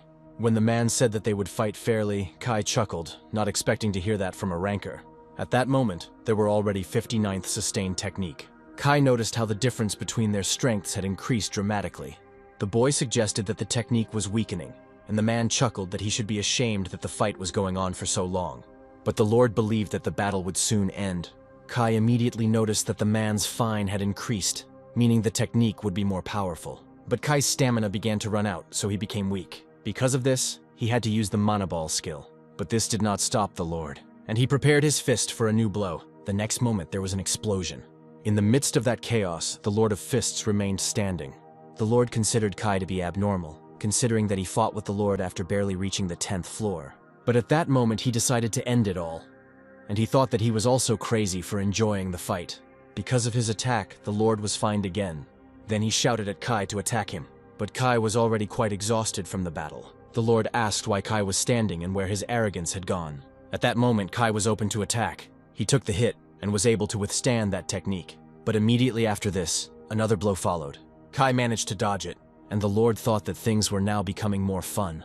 But Kai wasn't so happy, because he couldn't counterattack because he wouldn't be able to withstand the blow. But the Lord told the boy that there was no point in acting weak when they were just starting out. He asked Tak if Kai would continue to dodge, but a protracted fight was not beneficial for Kai, so it was necessary to finish. Kai just needed to close the distance and force the enemy to stop attacking. Because of this, he used gigantization again, and so he was able to intercept the Lord's fist. Due to the large difference in strength, Kai's strength points were temporarily converted into stamina points, but such a step cost Kai his one arm, which was now damaged. But now he did what he wanted. He stopped the enemy and found a loophole for himself. The Lord was surprised that the boy was able to block the attack from such a distance. But then he noticed Kai's sword. At that moment, the guy had already struck. At that moment, a small amount of the Lord's blood was spilled, and Kai was completely exhausted. One arm was damaged, and he would no longer be able to use it in combat. And the Lord was amazed that he had shed blood in the duel. He chuckled and realized that he had given Kai the opportunity to attack. If they had continued, the Lord would have won. But it was a test, not a duel. So Kai's victory was recognized. Everyone considered it a real miracle. But the other lords were calm. The Blade Lord thought that perhaps Kai was worthy. Someone wanted to say that the test was not according to the rules, but the Blade Lord would not accept objections. Moreover, the heavenly demon himself was watching what was happening, and it was recognized that Kai passed the second test perfectly. Soon the Spear Lord reported that everyone went to the library to look for that very technique. The Blade Lord replied that it was no accident that the technology was in the public domain, but it was difficult to distinguish from the others. Finding the technique was a challenge in itself, so the lords believed that a Fist Lord had nothing to be ashamed of. After all, no one could have imagined that Kai would learn that technique, but the man only grinned at the words about shame. Everyone was perplexed by his reaction. Under those conditions, Kai managed to find a chance to counterattack. The man said he hadn't had this much fun in a long time, and Kai had the opportunity to surpass the cult leader. But because of the Lord's joy, it didn't seem to others as if he had just lost. Only the Blade Lord remained serious. Soon Kai was to meet the leader for the final test. But the guy was upset that his mana had not reached a 3-digit figure. Kai understood that if the Lord had not admitted defeat, the test would have failed. But now it was not so important for him, because the second test had been passed. Kai recalled how the doctor was outraged by the lack of medicines, because even the merchants did not come to them. But now Kai had a rank A heavenly demon skill, and in the next test, Kai will have to personally meet the head of the cult. At that moment, someone knocked on his door. It turned out that Kai had already been called. Soon Kai came to the headman's main palace. He was informed that the chief only wanted to see Kai. When he entered, Kai did not feel anyone's presence. But Kai believed that it was still difficult for him to notice the presence of a high ranker. But suddenly Kai noticed a notification that the egg had rolled away. This is how he understood which way to go. It turned out that the leader was there the whole time. The man looked very stern when he saw Kai in front of him. Kai said he was informed that the man was calling him. Next, the head asked about the condition of Kai's hand. Suddenly the sword's effect was activated and the wound healing accelerated. Somehow the leader noticed Kai's sword, and then he told Kai that he would like to have such a sword for himself. But Kai replied that one of his uncles would eat him alive if he did not save his weapon. The man recognized the sword forged by Hephaestus, and Kai asked if they knew each other. But the man admitted that he was only testing Hephaestus's swords. He suggested moving on to the finale, but Kai was surprised. He wondered how he would do it with his sore arm, but the man reminded him of his words that he was fine. Then the leader replied that Kai would not need to fight. But Kai was wary because he wanted to approach the final in the best possible condition. Then he saw the man disappear ahead.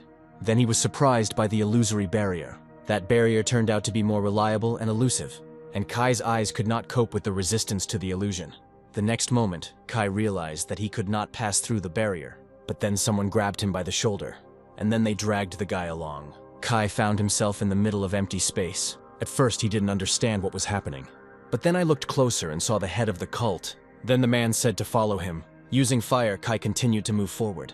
When asked about the spirit of the heavenly demon, Kai replied that he had already mastered it. And then he wished the guy good luck in the future, but Kai didn't understand why the man said this. Suddenly, the egg in Kai's inventory bared its teeth. Ahead of them there was a purple fire. Kai immediately guessed that this force was from outside the tower. The man replied that they called it the sacred flame. There has long been a prophecy that their cult protects the flame in order to find a master for it. And every heavenly demon dedicated his life to this. Kai asked if they believed in the prophecy, and the man replied that they used to be a religion, and when religion weakens, so does the support. And after many years, factions appeared in the tower that were stronger than their cult. And as the head of the cult, the man was left with no choice. He began conducting tests to find those who were worthy. Under the guise of testing, he could continue to protect the flames, which is why they were so heavy. Kai learned that besides him, the Lord of the Blade had reached this stage. However, he failed, and now it was time to test Kai. It was necessary to hold out in the sacred flame until it accepted Kai.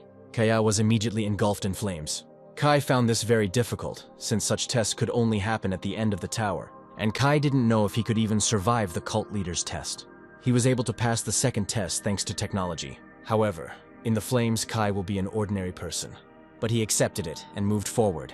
He noticed that the flames were growing, becoming saturated with fear. Like Kai's eyes, his clothes also resisted the flames. Kai knew that this power burned those people who feared it. The egg in the inventory bears its fangs, but Kai told it to sit still. After all, if it eats everything, Kai will have nothing left. Kai had not felt for a long time that there was something more terrible than death. An external god. He still remembered those days when he fought with them.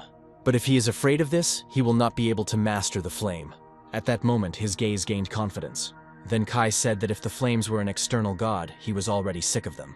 Leaving behind his sword and a broken world, Kai returned to the past to set things right.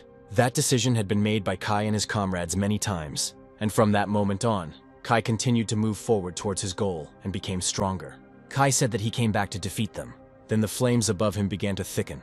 It burned, but Kai tried to resist it. Then the stone in Kai's gloves also activated, and suddenly the test was passed. The skill changed, and Kai also received a reward. As Kai thought about what he assumed would be a fight, he felt his eyelids grow heavier. The cult leader thought the boy had given up since the flames were dying down so quickly. But suddenly he was surprised. Then he saw that Kai had survived. But the sacred flame no longer returned to the man. It was near Kai. He asked Kai what happened with the test, but not having received an answer, he was surprised again. Right next to him, Kai lost consciousness. Several days later, the man reflected on what had happened. He couldn't believe that Kai actually received the sacred flame. At that moment, Kai finally arrived. In their conversation, Kai said that the man no longer had to stay here, since he had fulfilled his duty, but the man admitted that he was worried about going somewhere else. They also discussed the title of deputy head, which Kai could take, and joining the clan wasn't necessary. As the heavenly demon said, it was just a reward. But their cult has long been an enemy of the Murim Alliance, so for Kai, commanding such a force is a valuable reward. And from the man's words, Kai assumed that they didn't want to make him the next heavenly demon. Then Kai agreed to accept that award. And then Kai replied that he must return to the beginning of the Great Murim War. Kai wanted to take part in that event. After this, the man was left alone with his thoughts. Now he was not bound by duty, and was free to do whatever he wanted. But suddenly he realized what he had to do. He decided to return to Murim. The 11th floor area was called Taklan. Someone at that moment was hoping for their luck. Player Halaman hoped that this time he would have luck. And when the distribution of commands appeared, he began to check them. However, the guy was disappointed. Many of the names on his team were new to him. Then he decided to check out another team, but the second team only had strong players. Halaman continued to struggle. He unexpectedly saw Kai's name on the list, but he understood that even with him, it would be difficult to win. Kai had no luck either. Arriving at the tavern, Kai immediately heard the customers' discontent. Kai saw that all the famous people were put on Team B, and he was on Team A. This was childish and irritated Kai. The overseer on this floor was a man from Olympus, and perhaps this was their way of taking revenge on Kai. Afterwards, Kai headed towards the cellar. He asked if there were any rooms available. The man was surprised to hear that Kai didn't care about the price. Kai also wanted to exchange currency. And then he laid out on the table more than 300 Asgardian bills worth 1,000 points. Kai asked to take into account the commission and convert everything into points, and the man immediately agreed to fulfill the request. Having received the points, Kai immediately called for a 6. Kai thought the 6's appearance was terrible, but it was better than the jester. The 6 asked to say what Kai wanted to find, but Kai replied to the friendly 6 that he would just take a look, because he was afraid that she had smelled his money. Afterwards, a store opened in front of him. Quickly flipping through the catalog, Kai looked for one item and finally found it. He needed adamantium. Afterwards, he asked how much the metal cost. The 6 replied that the material was of high quality. When asked why he needed this material, Kai replied that finished items were more expensive. But the six replied that adamantium was a very expensive item and then began to praise it. Because of this, the guy thought that the six was too talkative. And the six also said that good things could be made from adamantium. Only a small number of blacksmiths knew how to work with this material, so adamantium was considered the stuff of their dreams. The six asked if Kai knew Hephaestus. Kai asked what it meant. Six replied that finding a good blacksmith was difficult, but Kai didn't seem like the type to have that problem. Therefore, she believed that the price for Kai should be higher. She announced the price. 1.5 kilos of adamantium would be 1.5 million points. But Kai didn't have that much money. Then the six suggested taking out a loan at 10%. Kai replied that there was no choice, and the six continued that it was a wise decision. After closing the store, Kai said he would buy somewhere else. Six offered to give a discount, but Kai believed that he could do without this material for now. Kai started talking about auctions, other floors, or buying another item, which made the six nervous. That's why Kai asked to forget about everything. The six was annoying, so he had to repeat it. Kai had no intention of bargaining anymore. Then the six began to lower the price, but Kai continued to refuse. Kai offered to pay no more than 850,000. It is unknown when such a buyer will appear again. Then the six offered 900,000. But from Kai's face, the six understood that he would not pay anymore. Then Kai managed to buy adamantium below the market price. However, he noted that the outgoing six were not delighted. Because he didn't know what the test would be, Kai couldn't go there without the dark stone, and even Hephaestus would need several months to work with adamantium. After the test, Kai wanted to meet him, but there was still a week left before the test. Then Kai decided to go for a walk. Neil attracted everyone's attention because of his outstanding talent and hard work, and now he was fighting monsters. Everyone was surprised that they were the first to pass through the dungeon of the 11th floor. Everyone chuckled that it was easy because of who was with them. But Neil told everyone to hurry up so they could rest before the test. Everyone thought that there was no point in preparing for the next test, but they remembered that Kai was on the opposite team. Even though everyone said that bad luck had ruined everything for Kai, Neil told them not to relax. Because of the captain's reliability, everyone agreed with him. Neil had never seen Kai, but he kept hearing about him. Everything around only confirmed Kai's abilities. But Neil's thoughts were interrupted by someone's energy. Then he was very surprised. He immediately ordered everyone to stop. There was a burnt body in front of them. Everyone immediately decided that the monster had died on the ceiling. Deciding to check, someone decided to climb up. That man turned out to be Neil. After Neil's blow, the monster fell to the ground. These were the remains of the dungeon boss. It was strange that the monster was burned, but there were no traces of fire around. But Neil discovered that the monster's skin had been softened by the fire, and that it had then been stabbed to death. Presumably, the killer could have been a rancor, but why would a rancor clear a dungeon? Neil could only assume that someone of rancor level was involved. Afterwards, he told everyone to return, because the dungeon had already been cleared. Having received the Spider Queen's thread, Kai immediately put it into his inventory. Kai decided to save the material and use it later, and the acquired flame raised Kai's expectations. Kai didn't understand how flame worked, so he went to practice. The flame's strength was low, but it grew due to the enemy's emotions. Such power among the outer gods was terrifying, but now Kai was glad to have it. Returning home, Kai only hoped that everything would go smoothly as usual. But he noticed that people had gathered around. Many people were waiting for Kai. Halliman asked the boy if he was Kai, and Kai asked what of it. The guy explained that they were all from Team A, and their placement hadn't worked out very well. Kai heard that the remaining half had surrendered, but not them. Kai wanted to get to the point quickly, which worried Halliman. He said they didn't leave because they believed in Kai, but Kai suggested they just didn't have enough points. The penalty for failure ranged from 100 to 1,000 points, a large sum for low-level players. Giving up would be a waste of points, so they were counting on Kai, but Halliman tried to object. He said they wanted to discuss strategy, but Kai advised them to surrender. The guy was shocked to hear that Kai was uncomfortable with the crowd of strangers. When asked if he would give up, Kai replied that he would try his best, and the words about giving up only applied to other players. After that, Kai left them in the middle of the hall. Everyone was outraged that Kai had humiliated them so. Halliman was also angry that everything turned out this way. Because of this, he harbored a grudge against Kai. Soon someone was looking at the power gap between the two teams. The test supervisor didn't understand how Kai had gotten into this. On Olympus's orders, Hypnos was to eliminate Kai, and if he succeeds, he will be generously rewarded. Immediately after this, he decided to run, but suddenly someone wrote to him just before the start of the test. It was Hera. When Kai came to the test, he saw that there were 51 people, but fewer people refused the test than he expected. Kai hoped that such a trap would result in fewer casualties. Suddenly a voice was heard. The supervisor who appeared announced that even due to a lack of participants on one team, there would be no changes to the rules. He decided to explain everything briefly and move on to the test. The essence of the test was to capture the flags. First, he showed what would happen if 2 flags were connected. A number would appear showing how many flags they had collected. Another question is where to get flags. There were monsters in the forest behind the players, killing which they would receive flags.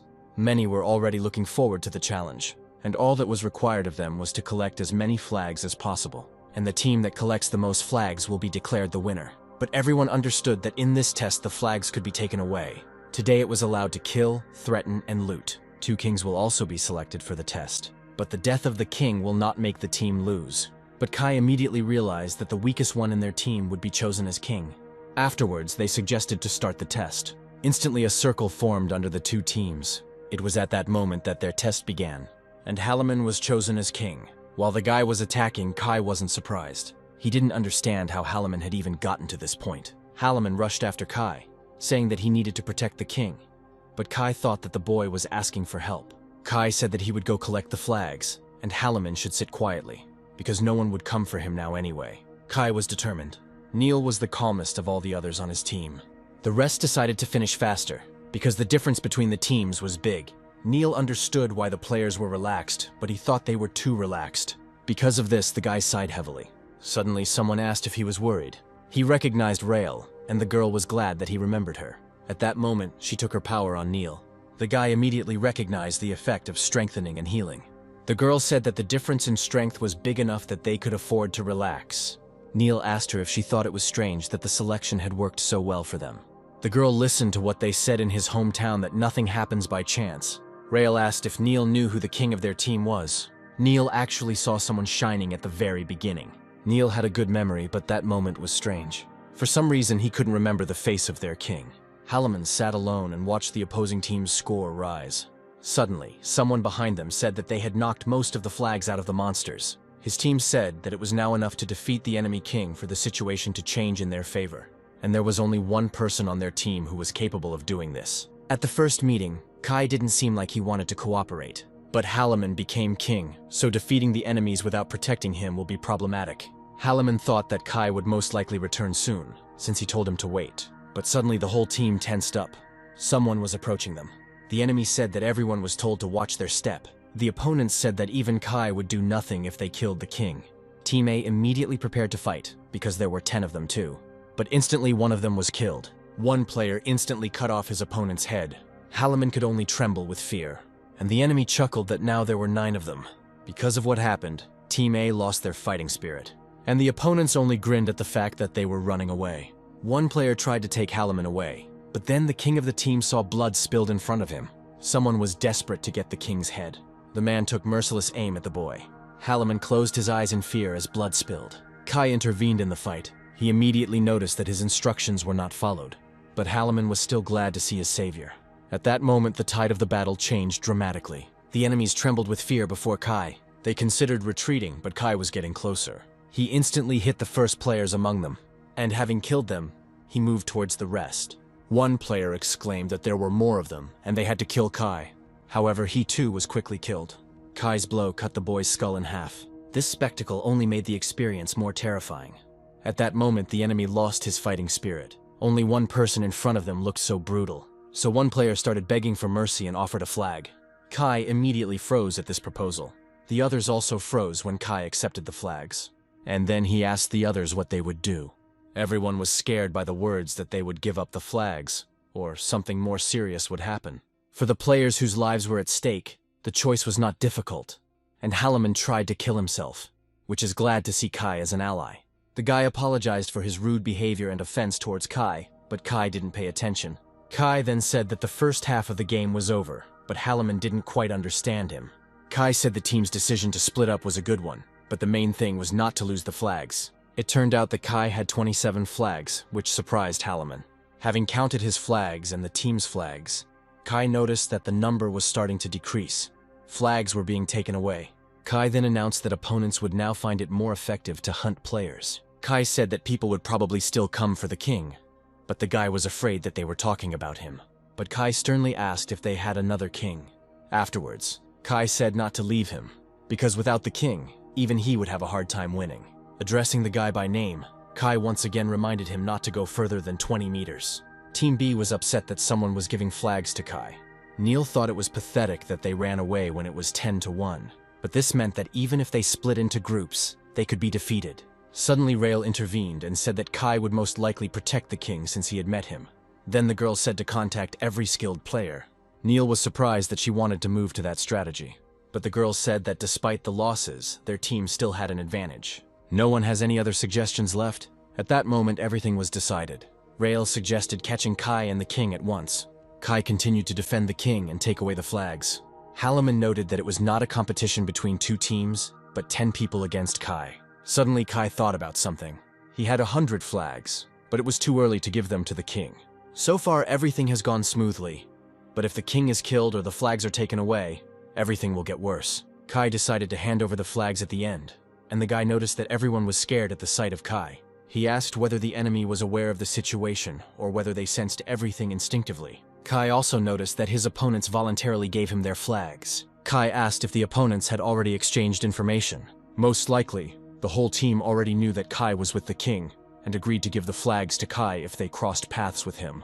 Halliman didn't see the point, but Kai suspected something. Suddenly Kai noticed something, and the next moment he intercepted the arrow. A little more and the king would have been killed. Halliman fell to the ground in fear.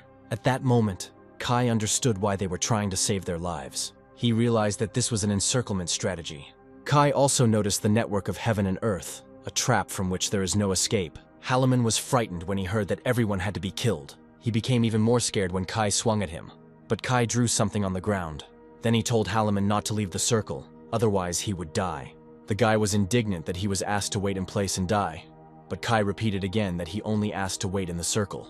And then he reminded that Kai had initially asked to listen to him if he didn't want to die. Out of fear, Halliman asked stupid clarifying questions, which Kai was forced to answer. But when Kai started to leave, Halliman followed him. Then the sword was pointed at the guy's leg. Kai was angry that he was not listened to at all. The enemy team believed that even with an opponent like Kai, there would be no problem if they killed the king. Besides, now he left the king alone. Then some guy told everyone to disperse. The guy thought that there were so many celebrities on their team that the guilds must be keeping an eye on them. And the guy hoped to defeat Kai. The spear was launched perfectly, but suddenly it froze. Afterwards, it turned in the opposite direction. And the next moment, a man from Team B was already killed. No one even had time to react to this, and many of them were immediately attacked. With the help of his skill, Kai was able to get close to his opponents and attack undetected. It took everyone by surprise. Kai asked the last survivor where Neil was. The other team already knew that Kai had been lost from sight. But suddenly Kai appeared behind one of them. Kai said they had used a good strategy, but they were so few in number that they couldn't even survey the perimeter. But someone asked again whether there really weren't enough of them, and Kai finally saw those he was looking for. Neil and Rail appeared in front of him. Suddenly Neil said that he was sorry that everything turned out this way. It wasn't Neil's choice to have a good team, but that was precisely why he wasn't ashamed. Kai didn't understand what he was getting at. He was offered to give up, because Neil did not want to win this way. Kai only chuckled at this. And then he said that Neil was too talkative. Expecting something like this, Neil ordered everyone to retreat back, and only he would fight Kai. But Kai said he didn't care how many opponents there were. Deciding to get started right away, Neil rushed forward. But Kai was ready for this, and he was easily able to block the opponent's blow. Kai didn't understand where the player from the 11th floor got so much strength from, and now he was interested in Neil's characteristics. They continued to fight fiercely. The sword of Neil's line could deal devastating blows if a man could hold it. However, Kai didn't seem to care about this. Neil didn't understand why there was such a difference in strength between them. Even with his sword tightly gripped, Neil lacked strength. Then he decided to gather all his strength in one blow, and dealt the most crushing blow. However, Neil suddenly noticed an increase in characteristics. He asked what kind of cowardly move that was. Rail said that Neil couldn't win even with the boost, and the opponent was determined to finish, but Neil didn't understand her. Then he decided to look back at Kai. At that moment, he saw a purple flame around the guy, the same flame that Neil saw in the dungeon, and Neil was sure it wasn't a coincidence. He was sure that Kai was in the dungeon, but the technique was not similar to what Kai used back then. Neil understood that with his current strength, Kai would not be able to clear the dungeon on his own, and Neil no longer understood whether he was imagining it or not. But most likely, Kai gave in to him. Rail continued to support her ally. She didn't understand why the fight suddenly stopped, and suddenly, through telepathy, she heard that they should retreat. otherwise they would die. Then Neil asked if Kai had cleared the dungeon, and Kai noticed that the guy had changed his mind about fighting. Neil actually sheathed his sword. Everyone was amazed that Kai had cleared the dungeon before them. The others told Neil that together they had a chance to win. But Neil didn't understand what kind of victory he was talking about when Kai had single-handedly closed the gap between them and was a worthy winner. Neil said the battle could continue, but without his command. Rael was unhappy with this, but Neil told her that he valued the lives of his comrades more than his pride. Neil's team was a little sad, but they agreed with the leader. However, Rael insisted on her own, and the fight had to continue. Previously, Kai was told that unnecessary losses were unnecessary, because later some could help them, and Kai should not get involved in childish games. Hercules said there was no point in slaughtering his own army. If Hercules had been in Kai's place, he would have definitely emerged from the battle without losses, because he had the appropriate skills for this. Kai respected him, but he couldn't be the same, so now he couldn't imagine how everything would end. Kai wanted to try but didn't promise that he would succeed. He chuckled that he would have to get involved in childish games. He was able to easily defend himself from magical attacks. Then it was decided to break through Kai's fire, but suddenly they were overcome by fear. In the flames they saw a demon. Then Kai learned what the sacred flame looked like to them. The fire was fed by the fear of his opponents, but this made it harder for Kai to control it. The soldiers' hands even trembled with fear, but suddenly they fell to the ground. Kai realized that they had been able to endure the flames for so long thanks to Rael's support. Kai even became curious about how many buffs the girl could use. But Rael didn't stop using spells, but she didn't understand why. When they reached the flame, everyone froze in fear, and how to defeat an enemy they can't reach. Then the girl used the punitive sword skill, and at that moment she thought that Kai was finished. After all, the tip of the sword was pointed at the Kai. However, Kai only gripped his sword tighter, and Rael froze in amazement. With one blow, Kai was able to break her sword. It was complete nonsense for her, but Kai turned out to be stronger. At that moment, everything around became quiet. Then everyone froze in horror, and the girl remembered Neil's last words, and she had to admit that Neil was right. Then she transmitted a message to everyone via telepathy about retreat. After all, if everyone dies here, they will lose, even if they capture the king. But to everyone's surprise, Kai said that before retreating they should give up the flag. Then he would pardon them. They thought Kai heard telepathy, but he said he understood everything from their faces, and then he took the flag from some of the players himself. Kai, let's suggest that everyone not waste their energy and just hand over the flags. While handing over the flag, the girl asked if he would kill anyone. Rael suggested what Kai might do, but he asked if she was asking him to kill them all. Rael heard that Kai had rejected the guilds, but she believed that heaven might have attracted him. But without even listening to her to the end, the guy refused. The girl asked for at least contact information, but Kai refused again. But Rael asked to think about her future. After all, Kai won't be able to climb up alone. You can't conquer the tower alone, so why make your way more difficult? It is no surprise to Kai that with her attitude the girl was able to rise high. However, the guilds were driven by pride and greed. Kai did not need this, because when the time comes, he will be the one who will unite the entire tower. Kai said they all said the same thing, and they were right. However, he said that he was capable of it, because it was his path. During this time, Halliman was very worried. He was very scared alone. But suddenly he saw something in the distance. Someone tried to attack, but the attack did not hit the guy.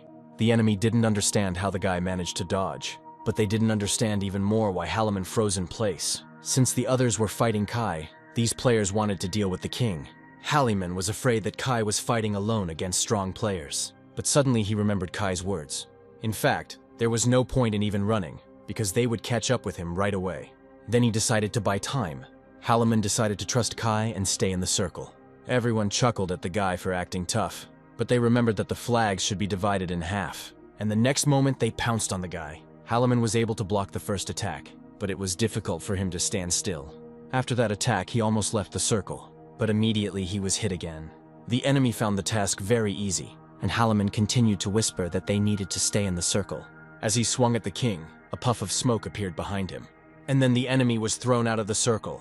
Thanks to this, Halliman remained unharmed, and next to him a spirit formed, outwardly resembling Kai. At that time, Kai was walking through the forest. It turned out that he had talked too much with Raeli. Kai believed that it was all over for that team. The main thing was that Halliman did not leave the circle, but Kai had another task ahead of him. The guy told someone that he could now show himself. Then Kai was asked how long ago he had noticed it. Then the king said that Kai was smart and the rumors were not lying. The enemy thought that Kai had an interesting ability, because his skill deliberately burned the target. Suddenly, Kai asked the man what the examiner had forgotten during the test. It turned out that Kai could clearly see his face. It was because of the guy's special eyes. The enemy was constantly amazed by Kai. In fact, he had expected Kai to look for the king once the trial began. But Kai surprised him. He almost completely beat Team B. Kai knew that Hypnos was known for his illusions, and apparently Kai had really pissed off Olympus. Kai chuckled that Hypnos' illusions were useless. This surprised the enemy. Hypnos knew that another player would have already fallen asleep, but Kai had great stats. Hera ordered Kai's death, and Hypnos thought that sending rankers after him was too much. But it turned out that Kai was not so simple. At that moment, darkness covered everything around, and some of Kai's abilities were activated. Hypnos once again tried to put Kai to sleep, and he noticed that now it was harder for Kai. He told the boy not to resist sleep. At that moment, Kai's eyes closed, and Hypnos closed the distance between them. Then he took out the prepared dagger. He said that it was not fitting for Olympians to condescend to people like Kai. But now Kai had no chance to brag, because he would die, and he prepared to cut the neck. But suddenly Kai attacked. This surprised Hypnos. It turned out that Kai was pretending, but Kai replied that it was not for Hypnos to talk about this. Although, in his opinion, the story about the naive examiner is funny. And now Kai had the advantage. Having prepared his sword, he said that Hypnos had lost. The night did not belong only to Hypnos,